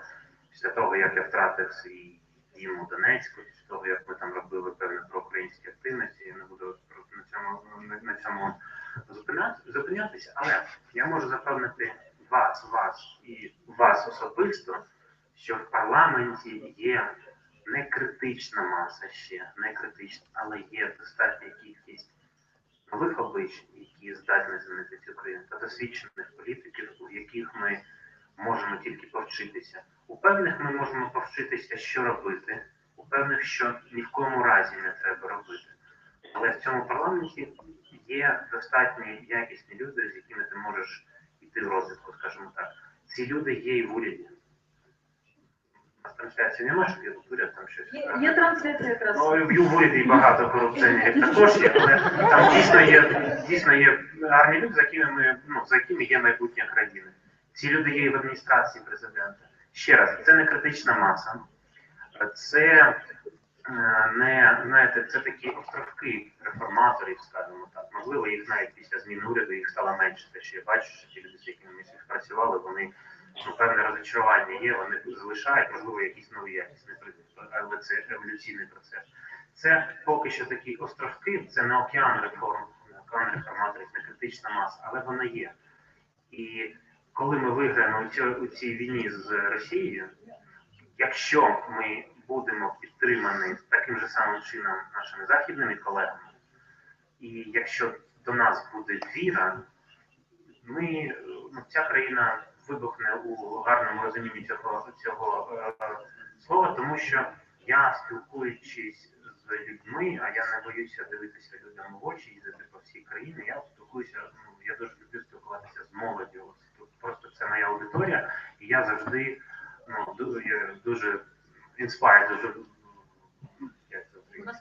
натхнений, дякую. Тому що я бачу за цим майбутнє. І ці люди, вони мене надихають на майбутні зміни, тому все в нас буде добре. Чудово. Дякую, Роман Зінченко. Отже, будемо продовжувати розвивати і на внутрішній ринок енергетичні інновації. Я основне, що тут можу сказати. Енергетична революція, яка наближається, вона дуже подібна до того. Я підозрюю, що в цьому залі, мабуть, немає людей, які сьогодні не користувалися інтернетом. Є, не користувалися. Супер, вам вдалося, я вас вітаю. Але ми зараз в енергетиці підходимо до того десь етапу, який, мабуть, в інтернеті був в 92-му році. В 92-му році вже 2 десятиліття існували базові технології інтернету, створено як дослідницької і військової мережі. Але саме поява браузера запустила величезні трансформації, і те, як ми взаємодіємо з світом через браузер, від фотиків в Ютубі до комерції, онлайн-банкінгу і підготовки великих стратегічних документів, це все браузер. Мобільні додатки – це також браузер. Це стала штука, яка відкрила безліч можливостей і багатотрильйонні ринки. От я думаю, енергетичні технології базові вже є. Але нам треба зрозуміти одну штуку. От, потрібно їх інтегрувати і використовувати, і перемагати в Excel. Інноватори не питають дозволу. Одна з найбільших бійок між старою і новою енергетикою зараз відбувається в Неваді між старим Уорреном Баффетом і відомим вам Ілоном Маском. Б'ється вугільна і сонячна енергетика. І Ілон Маск має певні шанси перемогти. Але от розуміння того, що він, не питаючи дозволу, кидає виклик статус-кво, надзвичайно важливе. І я думаю, мій один товариш, який працює на експортній ринку, каже, ти собі не уявляєш, які я маю можливості в Україні. Я б ніколи в Лондоні, де зареєстрована моя компанія, ніколи не спромігся би наймати стільки професорів і кандидатів наук. Тут у нас працює 30 людей з ступенями науковими. Давайте юзати це.